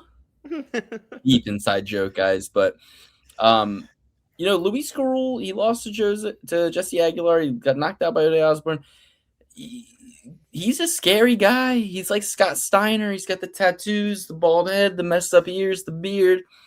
He's scary, Aguilar, guys. not Jesse Aguilar. He scares me. I bet on him every time he lost. I like this guy, Luis Garul. I liked him off the Contender Series. He fought Nick Piccinini, really good wrestler. And a lot of people thought Nick Piccinini could have won that fight, but Luis Garul was just bopping him around like, yeah, he got taken down, but it was kind of like one of those Carlos Prates situations where he's like, what's he doing? Nothing. All right, I'm going to get up and fuck him up. And he did. And it's, the fight is scored on damage. That's the criteria. So if Aldon Correa is not a Division I wrestler, and my research says he's not, I think he loses this fight, guys. I hate to break it to you. I'm taking Luis Garul plus 210 underdog to get the win here. And you want to talk about a hungry dog? 32 years old, back-to-back losses in the UFC after coming in on the Contender Series. Is he a man? A man stands his ground and wins this fight right here. And he's a scary man. When I look at him, I go, this guy is intimidating. He scares me. Well, there shouldn't be a single man that's 5'5". I was a kid. Let me tell you guys something. When I was a kid, my opinion. I was so afraid, for whatever reason, I was so afraid of Scott Steiner, the wrestler. Big Papa Pump. Look him up. I was so scared of him. Like, I thought he was just like somebody who was just not nice. Like, as a little kid, you're like, some of these wrestlers I could see, I meet them, they'd be nice to me. I never thought he would have been nice to me if I met him. I was like, he would yell at me and he would I was like 8 years old, but I was scared of him. So much so that I didn't make him lose with the action figure. Like, I would be like, I don't want him to get mad at me, and he might find out about this. Like, I would never. I almost would like not even play with it because I was like, if I bring him in, I don't want him to get mad, like that I made him lose. Like, yeah, and that's how I feel about Luis. Nice. He's wearing fucking chainmail, Luke. he's wearing chainmail. He was the biggest guy I'd ever seen in my life. His muscles were ridiculous, dude. Yeah, he's freakish. He's definitely freakish. I think his wife in the scripted thing, I think his wife was China. Oh no. That's like the scariest woman. I'm like, is. I can't even appeal to her to save me. I Especially can't if even you like, watch your some of her husband's being mean to me. extracurriculars. She'd be like, yeah, I'm mean to you too. I'd be like, ah, like I was so, I was 7, I was 6, I was 5, I was 4, I was 3. And if you saw her extracurriculars at that time, you'd be even more terrified. Stop bringing up stuff like that. That's bad manners, dude. Caralho. Poha. She volunteered. Right. So anyway, what do you guys think? Luis Garul or Aldon Correa? Coming off his win against Nono Casta. Well, I just saw a guy with the fighter name Cobra get the absolute shit kicked out of him by a guy on Love Island. So Cobras are on my downturn right now. I don't necessarily think Cobras are all that scary. But that being said, he beat a Costa in his last fight. Alessandro Costa, not Acosta. And not just any old Costa. And that guy's pretty good. That guy's pretty good. You gotta give respect where it's due. It's not his first rodeo. He's coming out of the same camp as the 125-pound champion, so he's getting a lot of good looks. I'm going to go with Aldon Correa here. But, Adam brought up earlier, hometown advantage. Chael Sonnen and Derek Lewis, they all have said there's no such thing as a hometown advantage when you're fighting because everybody's reaching out to you for tickets. Everybody's like, oh, you got a lot more pressure on you rather than when you're going in bumfuck Mobile, Alabama to whoop some ass. Yeah. So maybe that contributes to this. I'm going to go with Correa here. I do think Luis Garul is better than people think he is, but I think that Correa has fought a higher caliber of opponent and actually rose to the occasion where Garul fought worse fighters and lost. So strength of schedule. I mean, we saw that in the Super Bowl this weekend. Everybody said that the Patriots had the softest schedule in all of it, the NFL. And the Seahawks had one of the hardest schedules in the entire NFL. So, and look who won. Out in Correa. I think he can go out there and he can beat the Grim Garul. What do you think? I'm gonna have to go opposite you again. I apologize. I'm gonna take Grim on this one. I think I think coming off 2 losses, I think he wants it a little more. You know, I understand that Cobra here is I have here win-win, no contest, win-win. So he's coming off a high. He's coming off a streak. You know, he's feeling good about himself. But see Grim here coming off those 2 losses. He's like, dude, Dana's gonna cut me. I need to do this now. And then guess what? He's going to go out there. He has a little more experience under his belt. You know, maybe not 11-3 versus 10-2, but years-wise, training-wise, I think that Grim might have Cobra here. Now, granted, does Cobra have height and reach on him? He does. I'll admit that. But you have no choice but to admit it. These are measurements. These are I'm just reading my stat sheet here, man. Well, Chuck Liddell said that his coach would always make him who is his Hackman? He would always make him stretch his shoulder blades in so people would always get a bad read on his reach. And he would come out there longer than they expect and they would never know what's coming. And he said when I was doing all my training in the back and the UFC embedded or whatever it was called back then, he said I would always go he wouldn't let me fight southpaw, which I think is how he usually fought. I think if we know this, the people who do the measurements know this by now. And they probably go, put your arms fucking forward. All right, yeah, we know what you're doing. And you're it's day 1 of you working for the UFC and you're a new employee and they're like, hey, cooperate. And you're like, oh, okay, yes, sir. Well, if they're so smart, how come we look at these fights sometimes and they're like age unknown? I think tapology is what's lands unknown. Okay, I think it's 2 things. One, I think tapology is getting it wrong. Number 1. Number 2, some of these guys are under management, and the manager is like probably the liaison between some of the UFC marketing people asking for certain things. Like, hey, can we get a headshot of him? Can we get a picture of him? What's his height? What's his weight? What doctor does he go to? The manager is giving so. It probably becomes old hat at a certain point, and the manager is just like, yeah, he's a 68-inch reach. And that gets given to some chick with glasses at the UFC. She puts on the UFC website, Tapology pulls it, and it's just all wrong.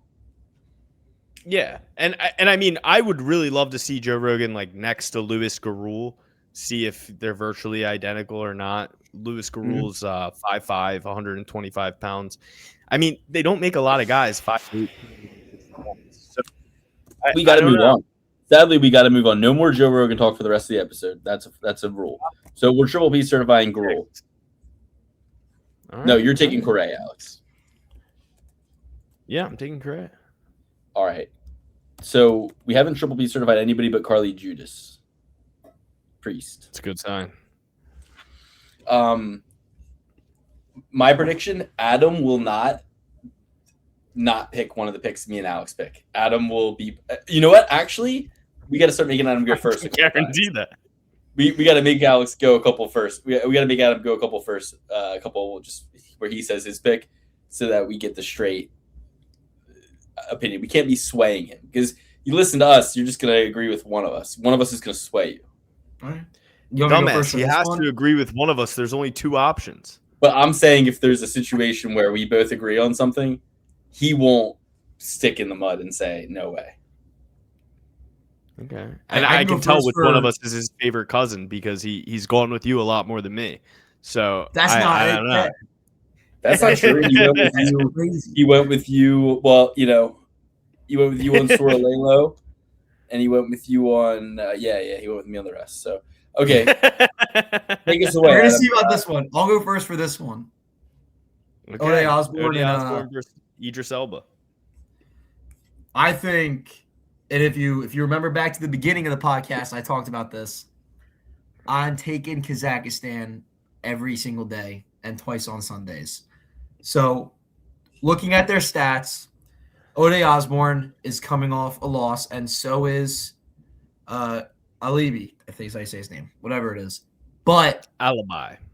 I think Alibi is a significantly No, you stronger had it fighter. right the first time. I was. I hate you so much. So It's an old hat trick we do on this show all the time. Luke and I will purposefully say names incorrect, so that way when we sincerely get a name incorrect, and nobody can even say anything, because like we do it so much as a joke that they can never even tell when I'm trying to say the name correctly or not. Just behind the third wall here, fourth wall. I'm taking Alibi. He's a slight favorite, minus 170.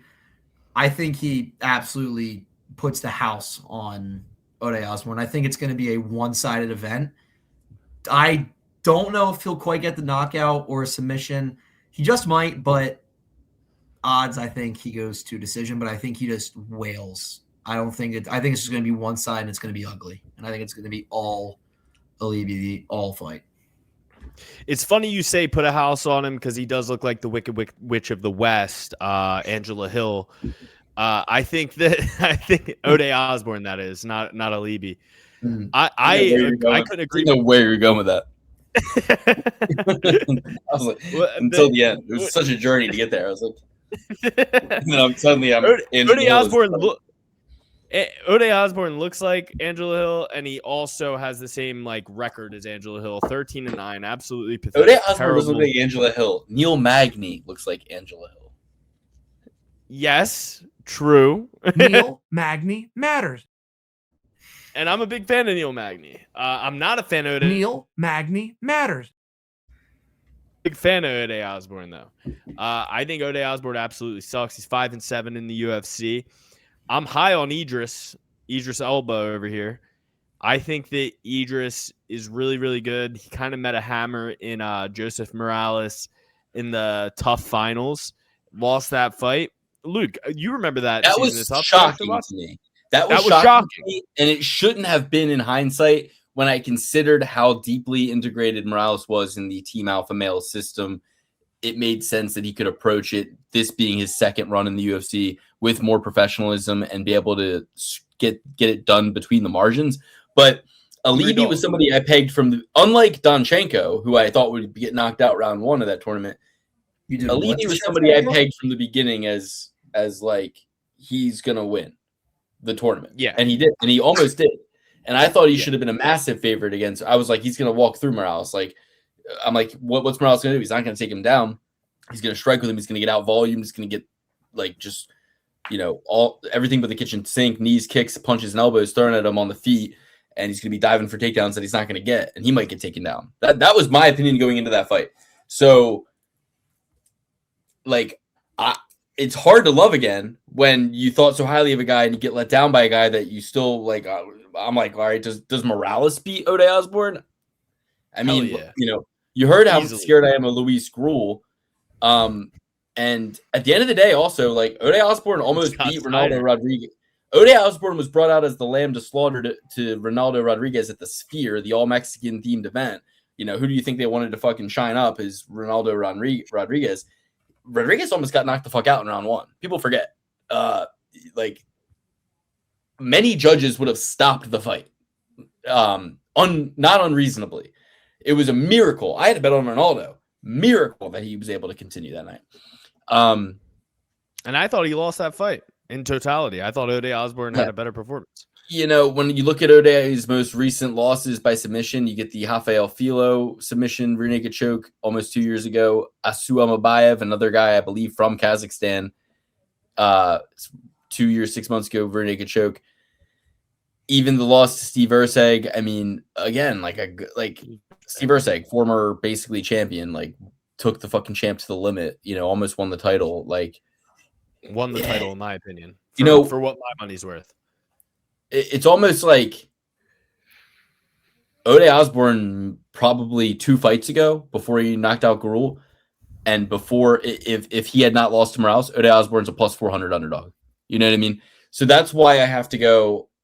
I'm leaning towards the Kazakhstani because at the end of the day, minus 170 is like look at Ode Osbourne's record. He's 4 losses and 1 win in his last 5 fights. Like he has holes in his game. He's getting up there in age in a weight class that, you know, older men don't last.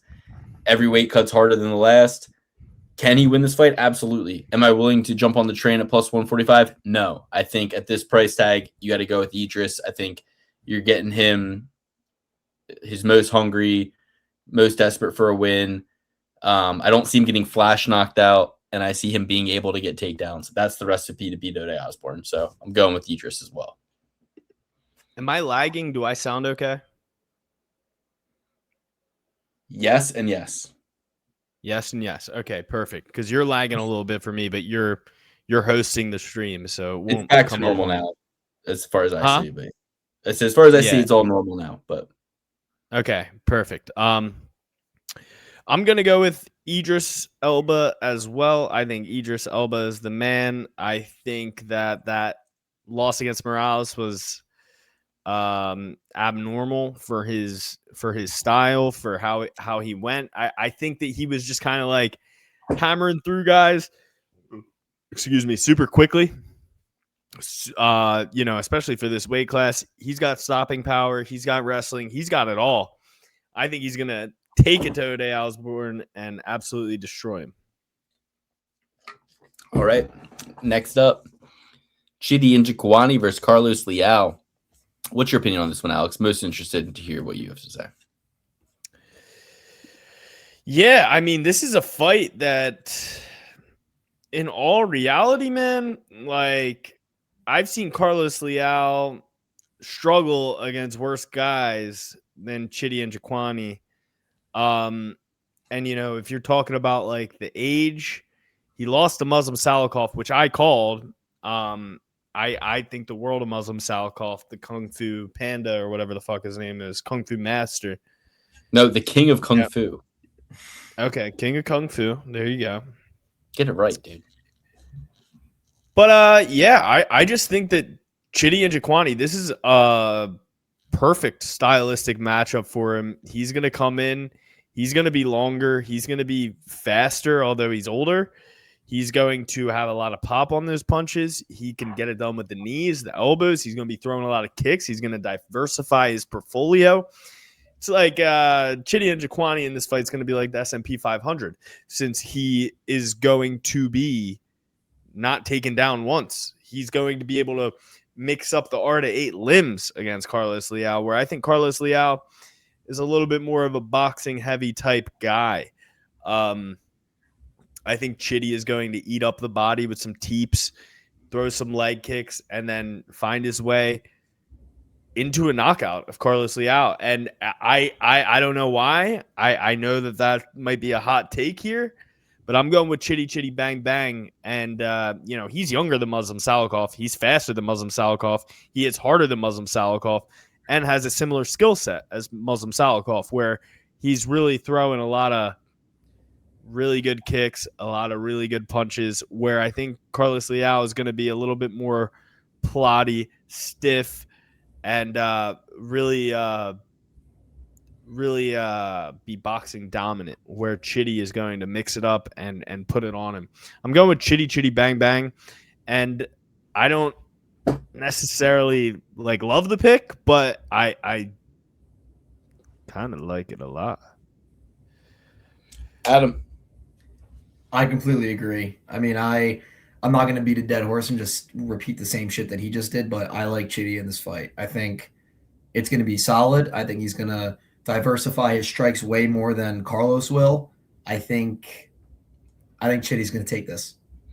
This is certainly a matchup with an edge, no matter how you look at it. For example, if you believe, okay, so off the bat, we know the stat that says fighters 6 years younger win fights at a 66% rate. I believe 66% correlates to an American odds of minus 170. So you're looking at the Topology average here at minus 185. You go, okay, well, if just off age alone, considering 0 other factors, you're going to give this guy a 66% chance of winning. If you can get it at, minus 185. Like, that's obviously like outside of that range, but it's close, right? It's close. So you're going, okay, what other factors are there to consider Liao besides just age, able to get the win here? How I look at it, even though he got knocked out by Muslim Salikhov, I think Muslim Salikhov is a more sturdy puncher than Njokuani, and Njokuani does lay out solid punches from range, but his style isn't as like Muslim style. It's more like, bah, you know what I mean? So I think that Liao has more of an opportunity to eat one of those to wade the distance in and get close. Whereas Salikhov, like, just, I get the comparison, but what did George Bush say? He's a sportier guy, a little bit more stout. Fool me once, won't get fooled again. Okay, so I hear the comparison, but it's like, what are we working on after that loss to Muslim Salikhov? We're working on, how to not have this happen again, and this is an opportunity to prove that. Can he do it with a submission is the real question. He's got 2 submission wins. I'm sure those were both just, I beat the shit out of this guy so long he gave me the choke, right? I mean, there's really no data on it. That would be, here's my thing. I think Chidi Njokuani as an underdog in this fight with the reach advantage, the height advantage. Your edge is if you believe at 37 years old, he is still what he was even 6 months ago in the 170-pound division. I think if anybody has cause for you to believe that he is still not over the hill, it's a guy like Chidi Njokuani that you can watch still move dynamically, athletically, etc. But I always bet against age. I'm going with Carlos Liao. That'll be my pick.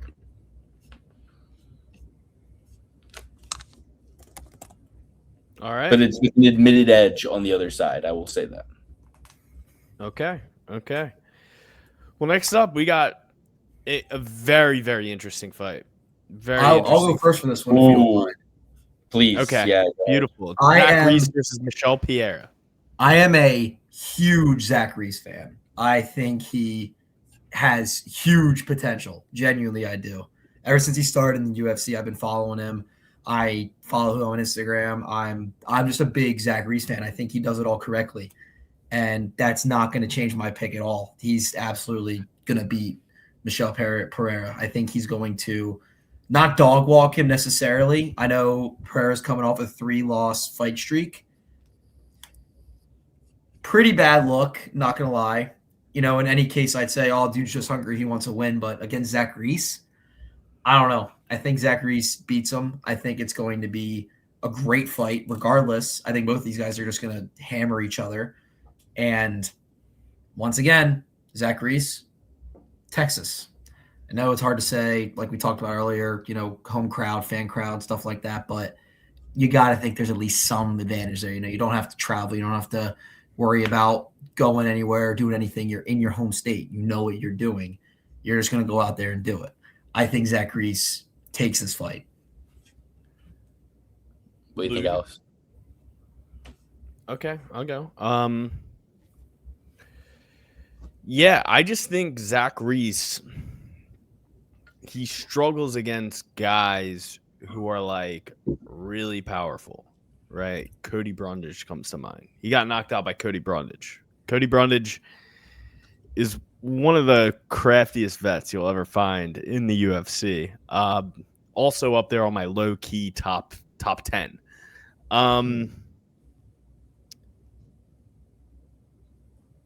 I'm going to take Michel Pierre. And I know that he's on a 3-loss skid. And I know that the Kyle Dawkins fight is like really like staining me, staining the memory, staining Scarlet Letter. It's a scarlet letter, dude. Kyle Dawkins, he absolutely sucks. But he might have had that Morales where like he's coming back in the UFC, short notice chance. He was the hungrier dog in that one, even though he was a champion in his respective cage fighting championship or whatever.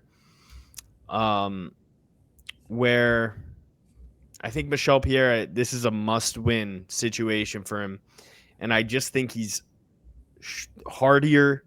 He's going to land the harder punches. I hope he doesn't do a fucking Bad Bunny choreographed dance on the way out to the octagon and waste all of his energy immediately. But that being said, the other two losses are Abbas Magomedov and who else? Another good fighter. Anthony Hernandez, who's topping the card here. I'm going with Michel Pierre. I'm holding my nose. I'm taking it. After seeing Zach Reese get slammed on his head and knocked out, after seeing Zach Reese get knocked out by Cody Brundage, and Zach Reese hasn't fought really anybody of any respect at all. Like, his wins are Julian Marquez, not in the UFC anymore, as far as I know. Jose Medina, Funky Cold Medina. I think he's out of the UFC now.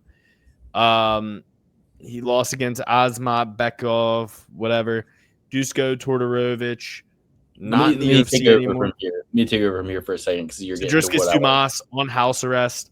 Jackson McVeigh, not a good fighter at all. So you look at his losses, they are worse than Michel Pierre's losses, and Michel Pierre has shown a lot more in there. I'm going with Michel Pierre. People want so early Pereira, he's 25 years old in the UFC. And he loses his debut against Tristan Conley, a fight where, he missed weight. I think it was a short notice kind of thing or a change of opponent thing. Either way, then Diego Sanchez, the illegal knee, veteran move by Diego, goes on to beat Zalim and Medaya, finishes him in round 3 with a rear naked choke. Chaos Williams, Nico Price, Andre Fiallo, Santiago Ponzinibbio, Andre Petrosky, Lord Michael Olajaychuk, finished him in round 1. Ihor Pateria finished him in round 1, both of those inside a minute. And then, at this point, I had been riding that win streak of Pereira, and my history with Pereira. The canceled fights really tell the story. Supposed to fight Muslim Salikov, would have picked him there. Supposed to fight Sean Brady, would have picked him there. Supposed to fight Stephen Thompson. Come on, man. Supposed to fight Marc-Andre Barriol. Supposed to fight Makhmad Muradov. Supposed to fight Anthony Hernandez. Ends up fighting Anthony Hernandez. And that's where the ship crashed into the rocks. Decent round 1. Completely, by all accounts, all rumored accounts, broke him. That fight broke him. Goes out, confirms that opinion with his loss to Abbas Magomedov. Goes out, further confirms it by getting finished in round fucking 1 due to strikes by the grappler Kyle Daukaus.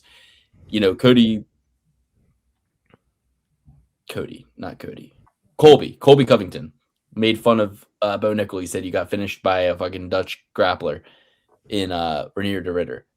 It's worse to get finished by Kyle Daukaus with the punches, guys. He is a grappler. He is a grappler. He will tell you he is a grappler. He is not a boxer. Now he's fighting Zach Reese. Here's the one thing I'm going to agree with Alex on, which will lean into why I'm picking my guy who should have won me $1,000 when he knocked little chicken neck Wonder Boy out, even though Wonder Boy was too yellow bellied to take the fight. The coward of the county of South Carolina, Wonder Boy Thompson, wouldn't take the fight over 2 pounds. Asked the UFC to pay him anyway. Wants that free welfare money from Uncle Dana. Coward of the county, Stephen Wonderboy, turned the fight down over 2 pounds. Just know, if you ever pull Stephen Wonderboy off his bar stool, he's going to pull out a scale. Okay, Jack? Anyway, I'm still mad about that. Obviously. I wanted Prayer was an underdog against Wonderboy. He would have fucking demolished him. Okay? You need to have a grappling threat to beat Pereira. Obviously, Zach Reese does, but I don't know. What I've seen from Zach Reese's losses is that he has durability issues. I think Pereira is the type to find the chin and get the knockout. I hate him as a favorite here because he's on a 3-fight losing streak against worse competition than Zach Reese in a lot of cases. So he deserves to be the underdog here, and I should be able to be going yo, Michelle's back. Let's go. Now I got to support him as a favorite to lose 4 in a row here. I'm going to do it. So I'll take Michel Pereira.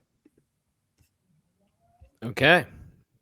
By Next knockout. Up, we got first round too. Next up, I like Zach Reese too, Adam, but we got a Clash of the Titans. Sergey Spivak versus Ante Delija. Ante Delia. I'm For gonna go me? first here. I had to take a leak, so let me go first here. Ante Delia, walking trouble, lost that bullshit, complete bullshit. Waldo Cortez Acosta lost complete bullshit. I'm taking Ante Delia and by knockout. Yeah, I'm taking Ante Delija here as well. That knockout was rough, but you get a little adrenaline dump when you think you knock somebody out and then they call it back for an eye poke. Kind of bullshit, but it was hilarious that he did say, "I've never poked anybody in the eye. Cyril Gane's a dirty fighter," and then proceeds to poke somebody in the eye and then get knocked out directly after. Hilarious, yes, but that's not going to happen here. Delija knocked out Marcin Tybura. I think the world of Sergey Spivak and Marcin Tybura. I always take Sergey Spivak. I always take Marcin Tybura. Not in this one. You face Marcin Tybura. That's a, virtually identical. Shout out to Goldie on that one. They are virtually identical in size, in shape, in style. You already have the game plan laid out for you. You know what to do. You know what to expect. You got to keep them off your hips and off those double underhooks. And I think that Ante Delija walks out of here with a knockout. Give me Ante Delija, the walking trouble. And Adam, what do you think about this one? I think that I don't know who any of these guys are. I'm not gonna lie to you. I'm casual as hell. I don't keep up as well as I should. Well, let me give you a little background. Ante Delija is Tom Aspinall's number one training partner. Sergey Spivak, the polar bear, has been probably top 10 in the heavyweight division for the last 5 to 6 years, maybe even longer than that. He's got great wrestling. I think he's Romanian. No, he's Moldovan. Moldovan. I think he's Croatian. Yes. Okay, so Delija's Croatian, and then the other one's Moldovan. And Ante Delija's training with the champ. Had some scathing words for Cyril Gane. Said, "I've never poked anybody in the eye, and I've fought over 30 fights. He's a dirty fighter. Yada yada yada." Then in his next fight, pokes Waldo Cortez Acosta in the eye in a knockout sequence. So he pokes him in the eye, hits him with a 4-punch combo. Costa goes down, uses the whole 5 minutes to regain his stamina, because at first everybody thought it was a finish. Right. Cortez is protesting. They review the clip. They say, okay, that was an eye poke. Delija has an adrenaline dump. They come back in, gets knocked out immediately. And now ever since, Acosta or Cozio Acosta is coming out here wearing eye patches and making fun of Tom Aspinall trying to get a fight, because he's like, "Oh, I could keep fighting after the eye poke. Why couldn't you?" And I knocked his ass out. So that's just a little background on Delija. Sergey Spivak has been a mainstay for quite a few years now. Very good wrestler. With that being said, I think I'll take Delija. I'm not going to come in here and act like I know every single fighter. The point of me being on here is that I'm casual. I don't know everything. So with what you're telling me, with the stats that I'm seeing, I think Delija is going to take it. I think he's better. Based off what I'm hearing from you, based off the facts that I'm seeing on my screen right now, Delija. Triple P certified. Second Triple P certification of the night. I think it's the third. Third? I only agreed on Idris, Carly, and Idris. I like these. I mean, I think these are three little these are good.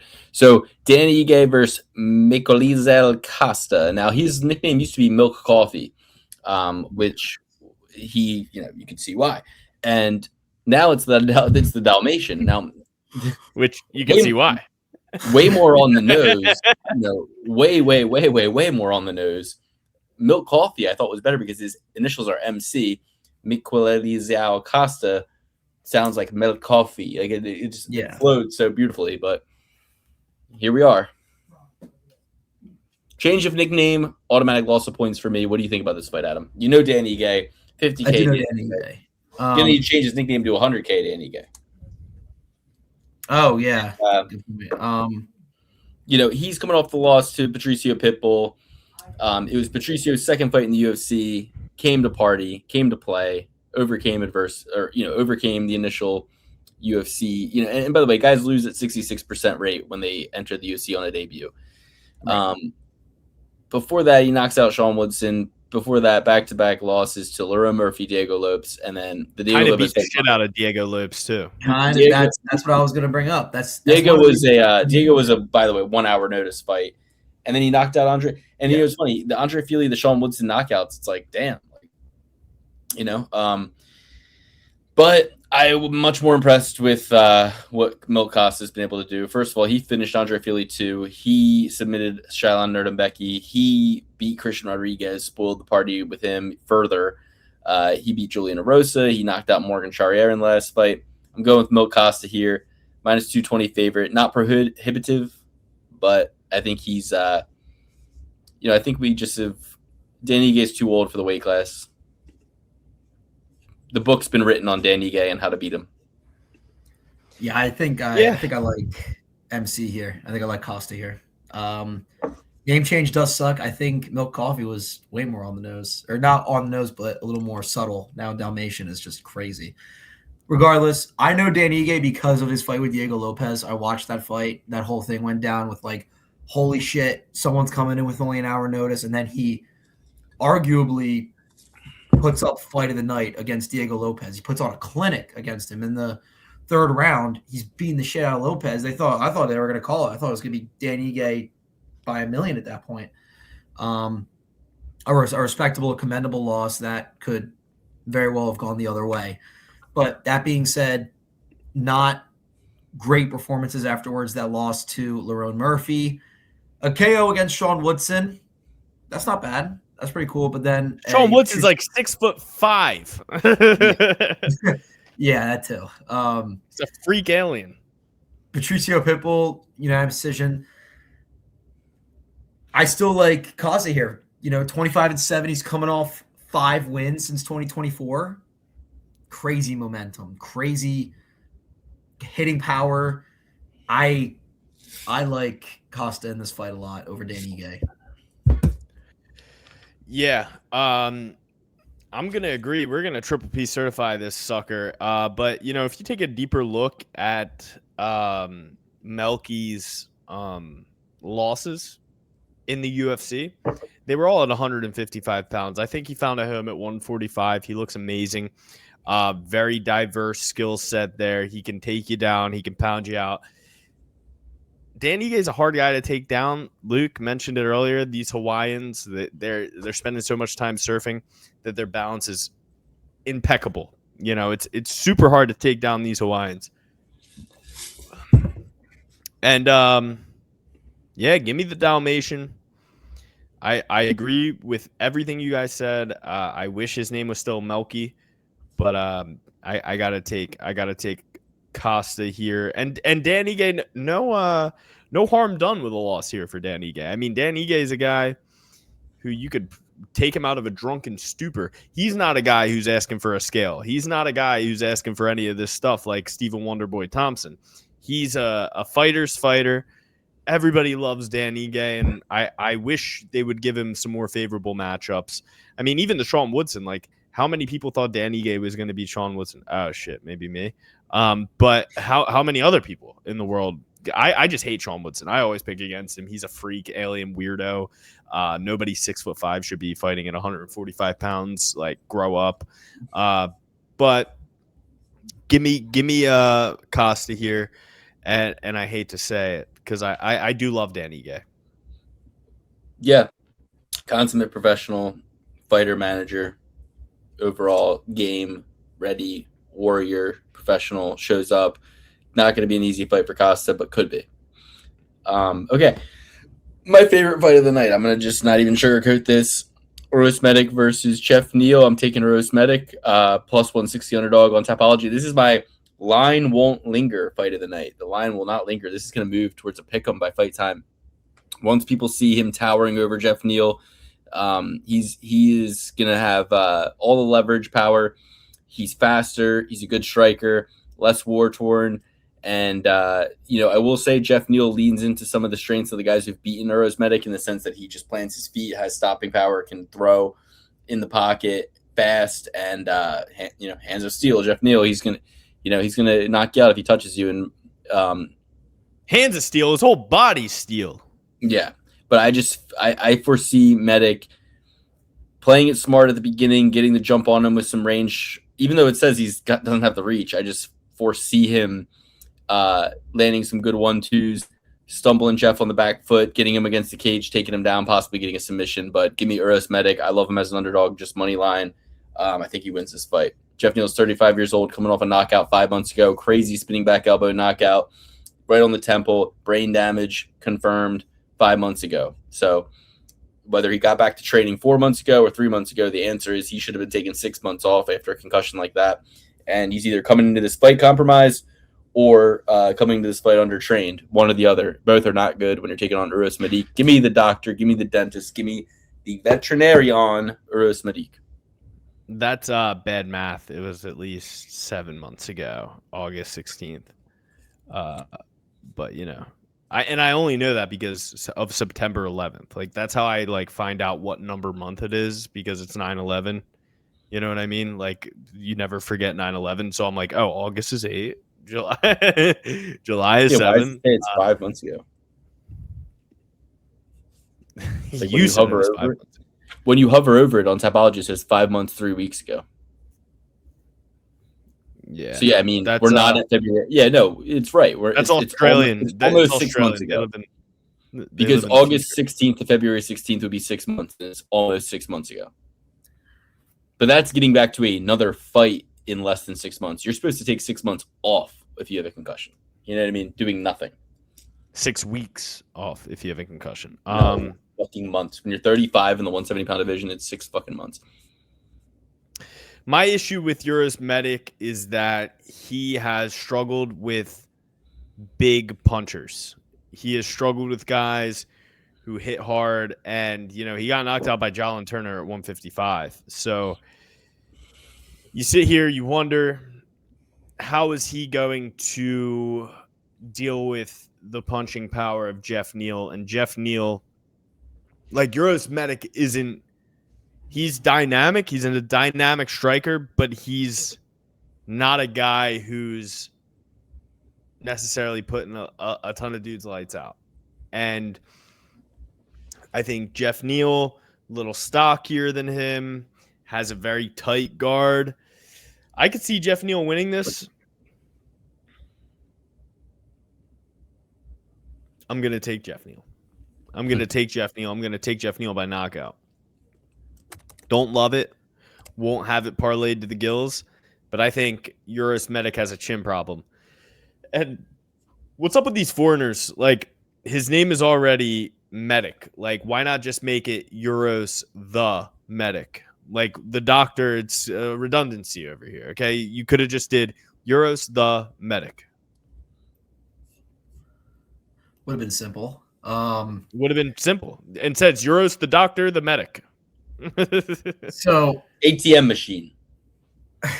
I like both these fighters. I don't think there's one that has one clear advantage over the other. I think Jeff Neal is a little bit more built. I think he has a lot of hitting power. But that being said, Uros has won his last 2 fights. Jeff Neal's coming off a loss, a crazy loss with, like Luke already said, a crazy ass loss.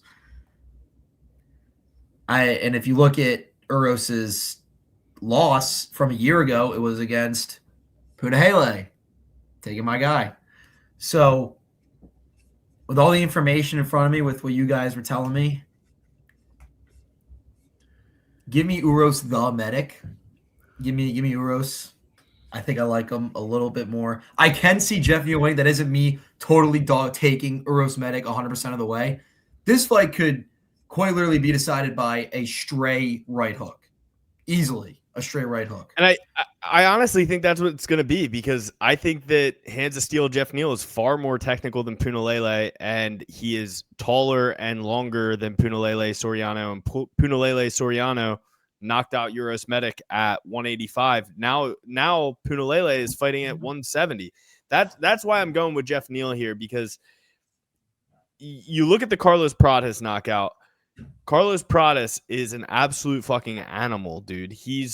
Everything he throws is with bad intentions, where Euros Medic is more of like a point fighting type guy. He's not throwing the velocity that Carlos Prates is throwing. And although they might have similar stature, even though I think Carlos Prates might be inch or two taller, inch or two longer, I just think that Jeff Neal is going to be able to walk through it, land a few, and put Euros Medic away. He's gotten put away by smaller guys in the past. So that's why I'm going with Euros Medic. But I agree. Like, this is one of the closest fights on the card. I think the closest fight is Nora Cornholio versus Pantera. But other than that, we don't bet on ladies fights around here. This is the closest fight on the card. I think this is going to be a phenomenal fight. Like I said, yeah.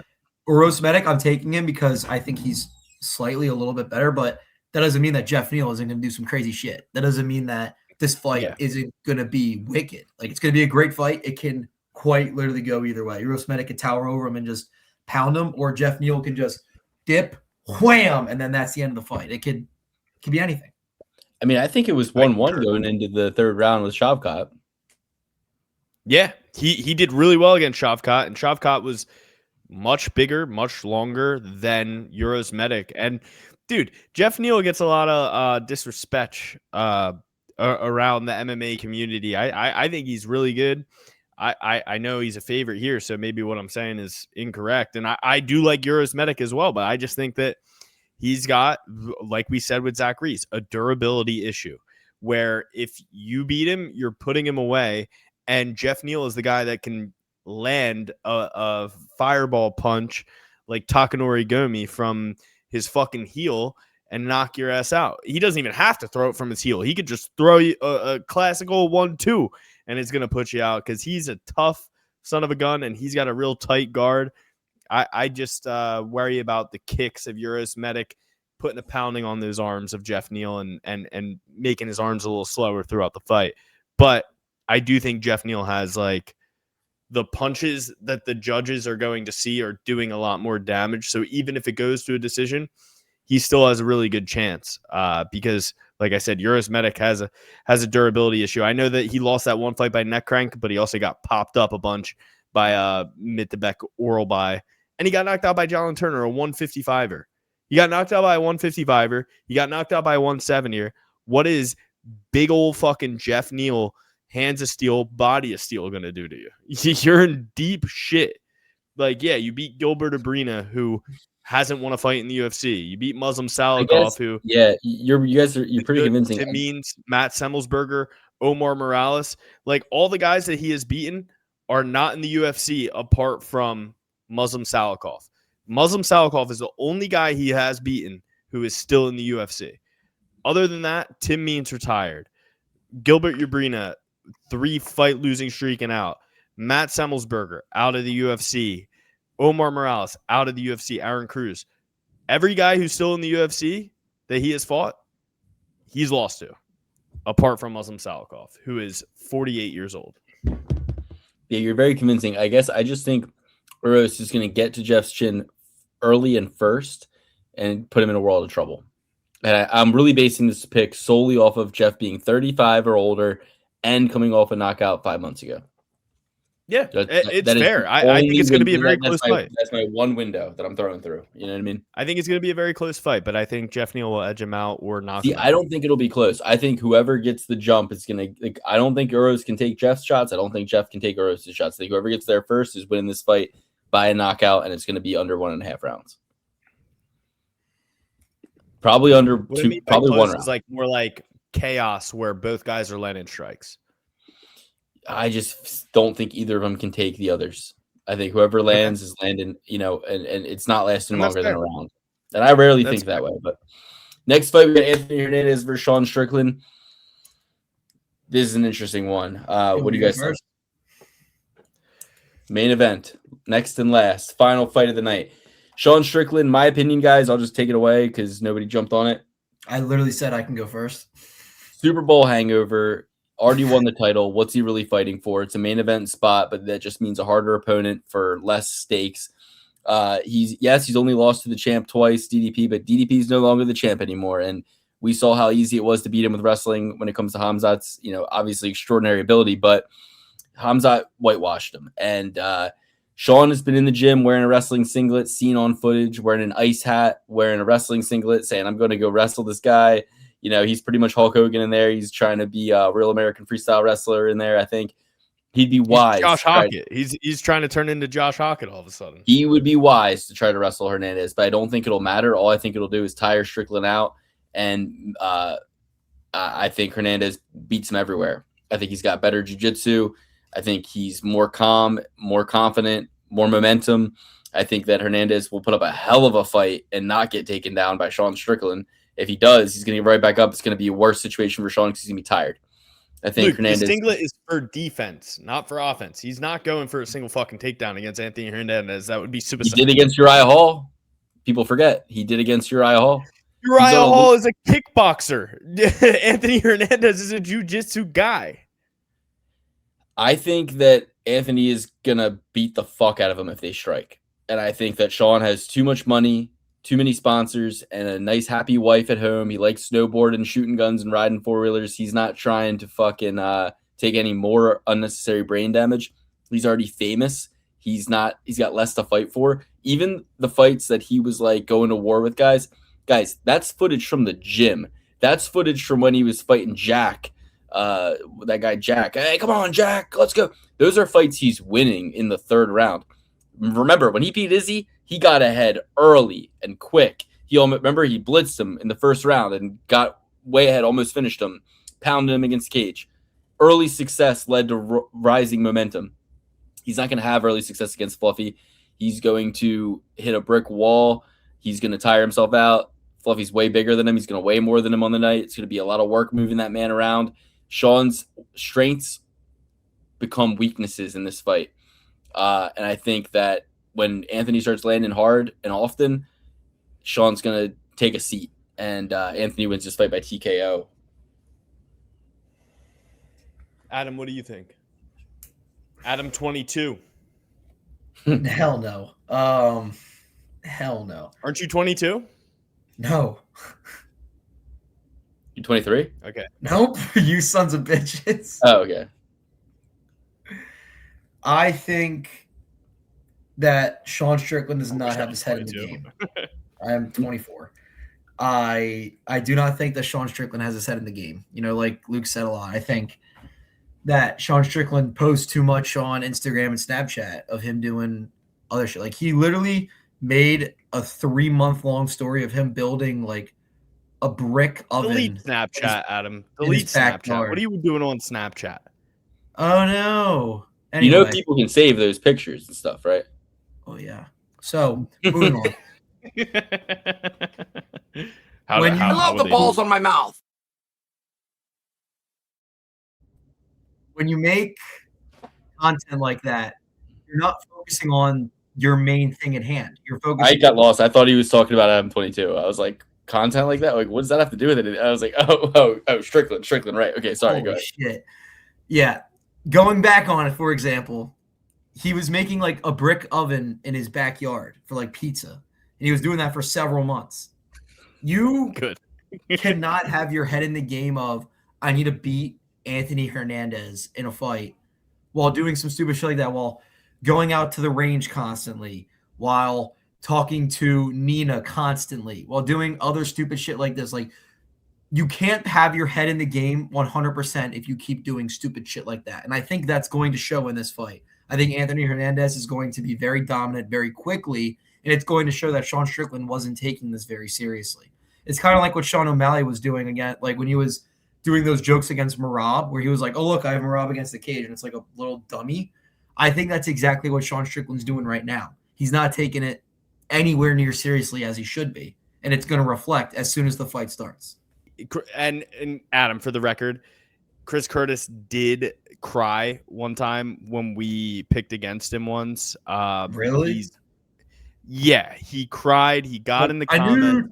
I knew some fighters watched this show. I just don't know who. They have watched it. I wouldn't say that they're chronic subscribers or anything. Yeah, obviously. But go with your pick. I'm sick of talking about this. Ian Gary's wife hates Luke. Ian Gary hates Luke.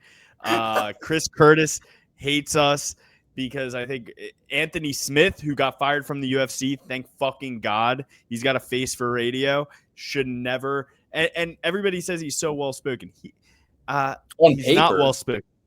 On paper, he's well spoken. No, Anthony Smith is the worst guy. I hate him. Everything about him. I am okay. This is getting too negative.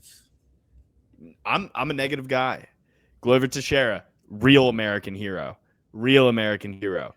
My personal friend, Glover Teixeira. So I know Alex Pereira. That's when you guys had dinner after he knocked Anthony's teeth out, and you told him you'd buy him dinner. Yeah, exactly. Contingent upon him doing that. We went to Ruth's Chris. That's why he apologized. He's like, I'm sorry, Anthony, but Alex promised me good dinner. Okay. Sean Strickland versus Anthony Hernandez. I have things to do. You have shit to do. Ready. Anthony Hernandez, what he does is he kind of like loses the first couple rounds of every single fight. The guy gets tired. What? No, go ahead. I'm listening. He loses the first couple rounds of almost every fight. Guy gets tired. He drowns them.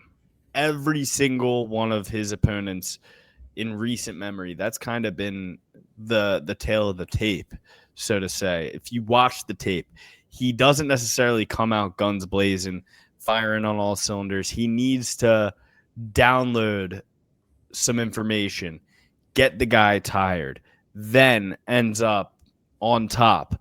Sean Strickland, I know what you guys are saying. I think that he's still locked the fuck into fighting. He is still training all the time. I think a guy like Sean Strickland, he's like Alex Volkanovski, right? Like Alex Volkanovski's like, if I don't fight, I might do myself in, mate. You know, like Sean Strickland is so nuts. He's going to end up on the streets if he stops fighting. And he's in there. Like if you watch a lot of his content, he's still at Extreme Couture. He's getting working with Nick Diaz. He's getting working with Jake Shields. He's getting working with all these guys. And he's a serviceable guy. Luke says he's wearing the wrestling singlet thinking he's going to take him down. He's putting on the wrestling singlet and making sure he doesn't get taken down by Anthony Hernandez, because that's Anthony Hernandez's path to victory. The only thing you have to worry about is Sean Strickland does a lot of patty cake in there, patty caking the guy around, not necessarily throwing a lot of heat.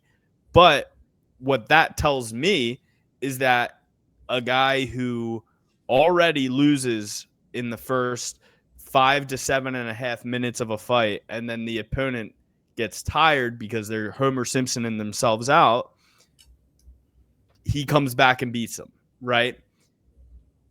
Sean Strickland isn't going to do that. He doesn't throw a lot of heat. He's a very technical striker, very defensive striker, and I think that wrestling singlet signifies that he is going to utilize wrestling to keep himself on his feet because he knows that's his path to victory.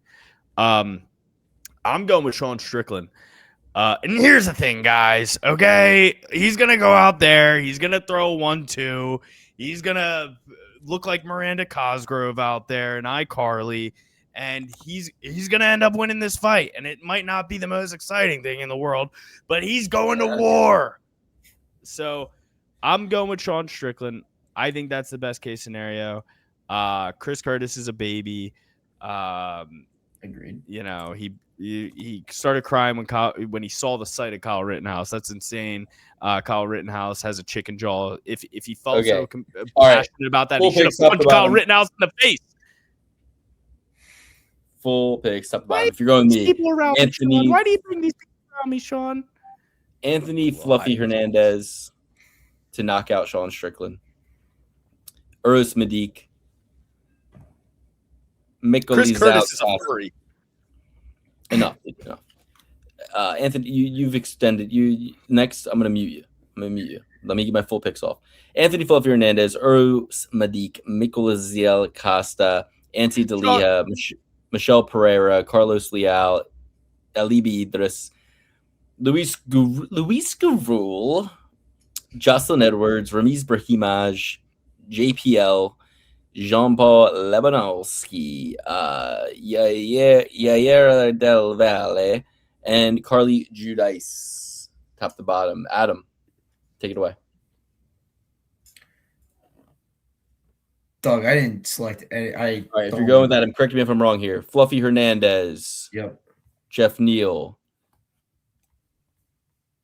No? Uros Medic? Hold on. Oh my God. Alex, take it away. I had Uros in that, not Jeff Neal. You had Uros? Okay. I had Uros, I had Costa, I had D'Elia, I had Zach Reese, Chidi, Alibi, Luis, Jocelyn Edwards, Punhale. I had JPL, Yadir, and Judice. Alex. JPL, good pick. He was actually scheduled for this. His opponent pulled out, and Philip Rose filling in on short notice. And why didn't you JPL? You picked Philip Rowe. So if he's a good pick, why didn't you? Afterwards, but I'm still going with Phil Rowe. Sean Strickland, Jeff Neal, Melky Costa, Antti D'Elia, Michelle Piera, Chitty Bang Bang, Idris Elba, Adeline Bird Correa, Nora Cornolio, Punalele Soralele, Phil Rowe, Jordan Leave It off your parlays, and Carly Judice. And the She'll Be Certified picks: Carly Judice, Alibi Idris, Antti D'Elia, and Milklazel Costa. 4 She'll Be Certified picks for you. We got 4 correct men's She'll Be Certified picks for you last week. That was Javid Basharat, Nikola Veretenikov, and Danil Donchenko. But the thing is, we got Bruno Brazil was the one we got wrong. 75% accurate last week. I got every single male fight correct except for Almeida. I'm on fire. I'm coming in hot. This is the week that I had a perfect parlay. I told Luke something was in the air last week. And you know what? I didn't realize it was the Russians stinking up my parlay. This week, I've got you. This is going to be the week to tail me. I'm going to win it all. Well, this weekend, there will be no UFC. Sadly, no UFC this weekend, just Valentine's Day and the Daytona 500. So my Daytona 500 pick, my picks, I'm you always going to lay something on Carson Hocevar. William Byron got second last. William Byron got second last week. I think he's a good pick. Kyle Larson, a little bit of a Super Bowl hangover. I don't know if I'm going to really ride him too much this year. But Denny Hamlin, always a snake in the grass. And Chase Briscoe. Why not? A little Chase Briscoe action. But I will give a shout out to Ryan Blaney. Ryan Blaney in last place last week climbed his way all the way back to third or second at one point in the race. So Ryan Blaney, beast as well. Long ep. First time we've had a third chair here in a while, guys. Bear with us. Luke has the timestamps. He promised that at the front of the episode. So I have at least one timestamp for you guys. So just know if there's no timestamps, blame him. Don't come at me. And if we don't get 500 extra views because of these timestamps, I'm coming for blood. We love you guys. Thank you all for watching. Theoretically. And we'll have a great time with you. Enjoy the Daytona 500 this weekend. Enjoy Valentine's Day, my son's first birthday. And next weekend, we're going to have a great UFC offering on Paramount Plus. Yay. Having a great time with it. We love it. Thank you, everybody. Enjoy. Adam, any parting words? You're welcome, Adam. We had a great time. Thank you. You're welcome. See you, everybody.